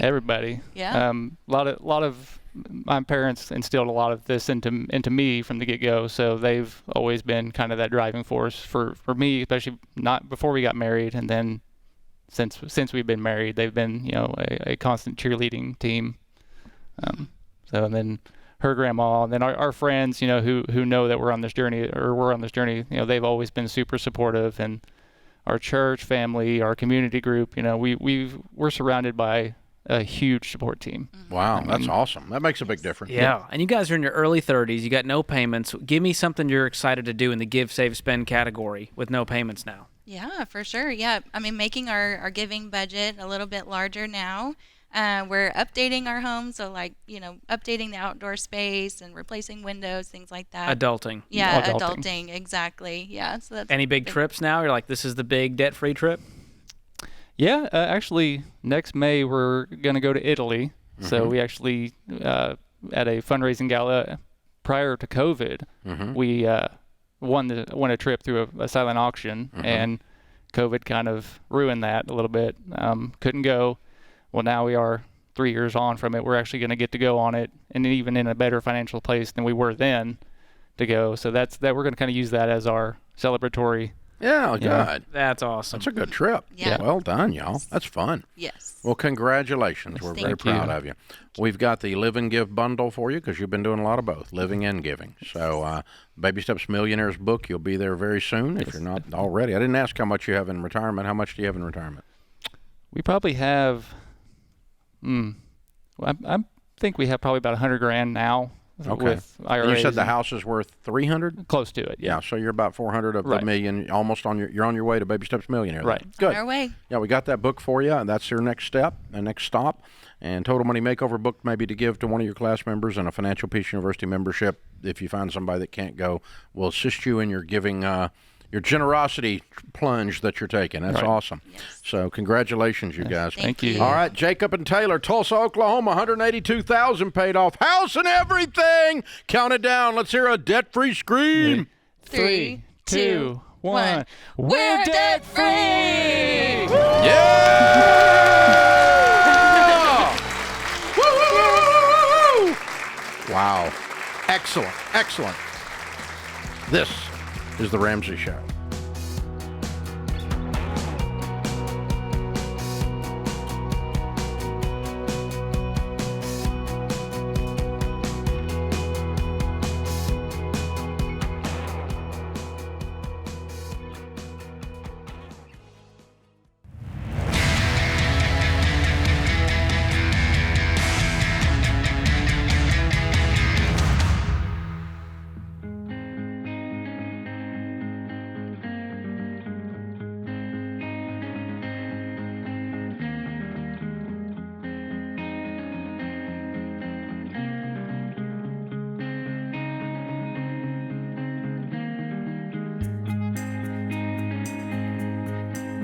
Our scripture of the day, James 1, 2, and 3. Consider it pure joy, my brothers and sisters, whenever you face trials of many kinds, because you know that the testing of your faith produces perseverance. Franklin Roosevelt said, when you're at the end of your rope, tie a knot and hold on. Amen. Kristen is with us in Madison, Wisconsin. Hi, Kristen. Welcome to The Ramsey Show.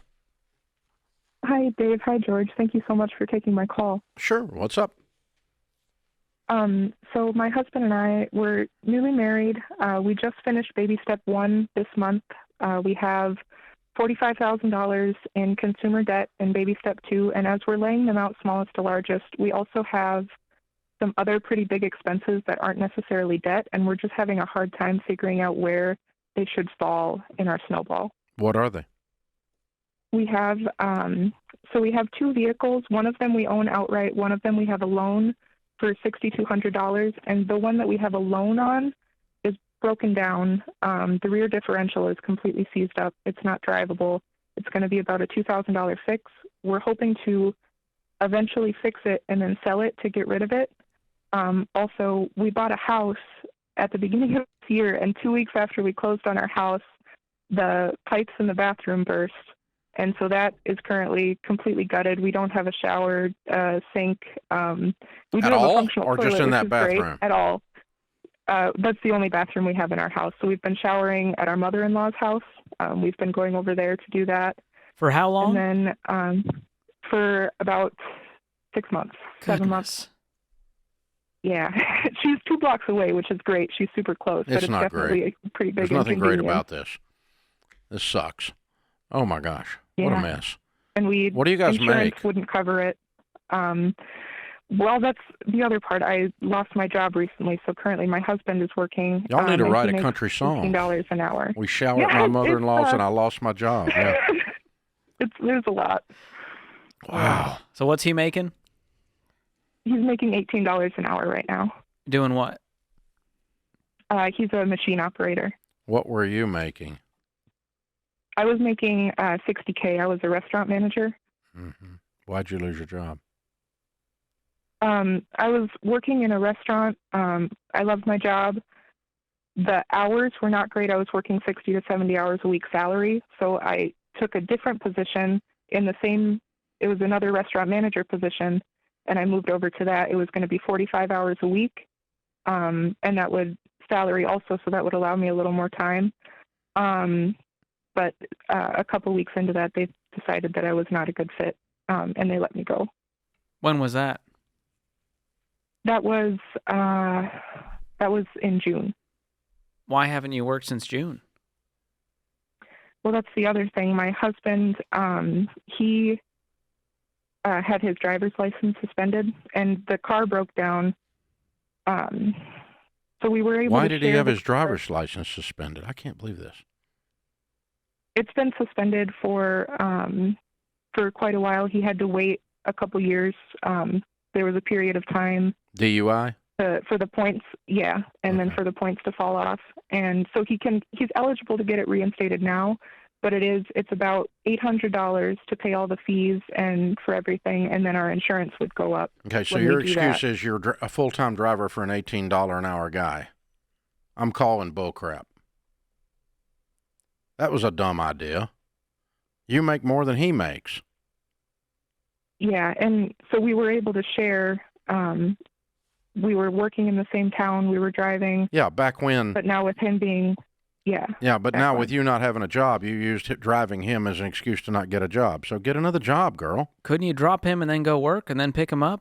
Or he gets a ride? That's what they did before. That's what you did before. Yeah, so we were, I'm looking at I've been doing, applying for jobs. There were a couple I got to the second interview, restaurant manager positions, and they ended up really not going anywhere. But now what I'm looking at is what would be wrong with working 60 hours a week now? What was wrong with it then? You were broke. Yeah, it was mostly the schedule and driving back and forth and not being available to pick him up because I had to stay late to solve a problem at work.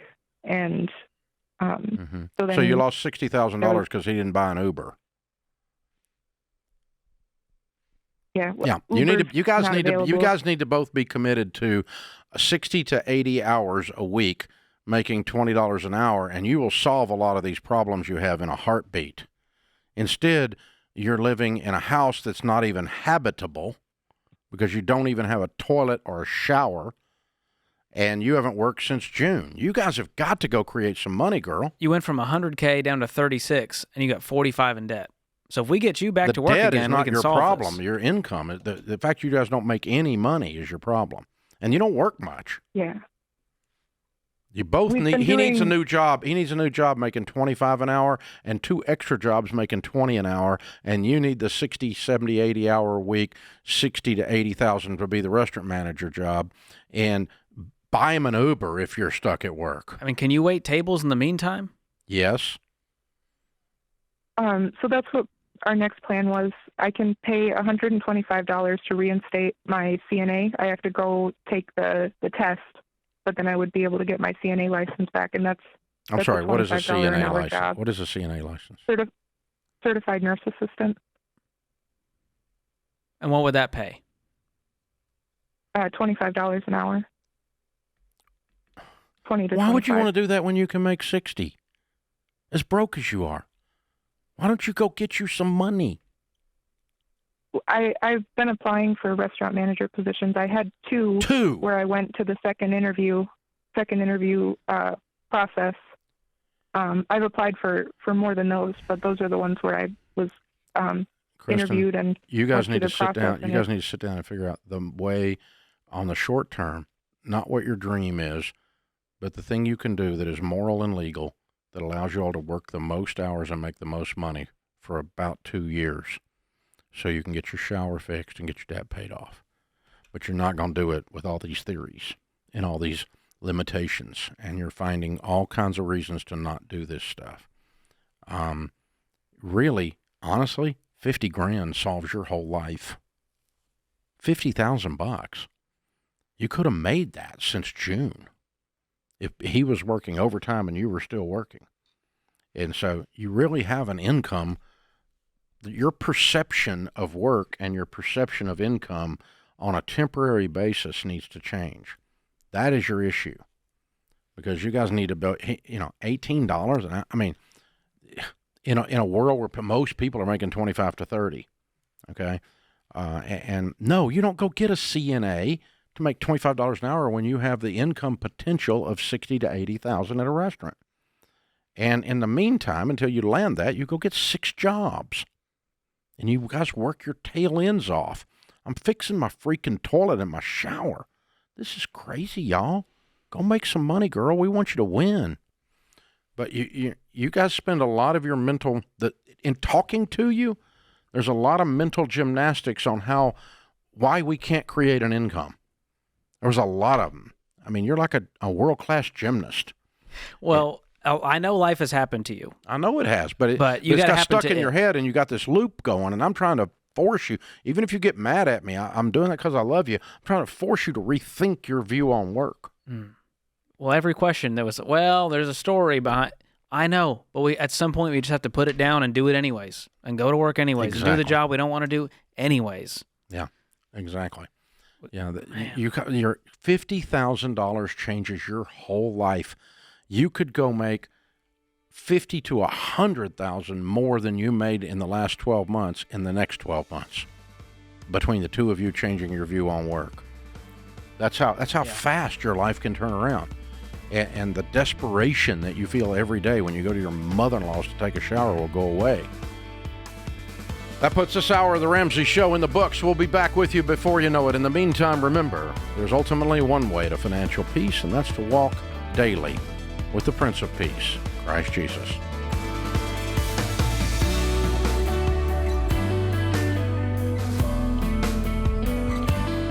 Do you love a good Dave Rant?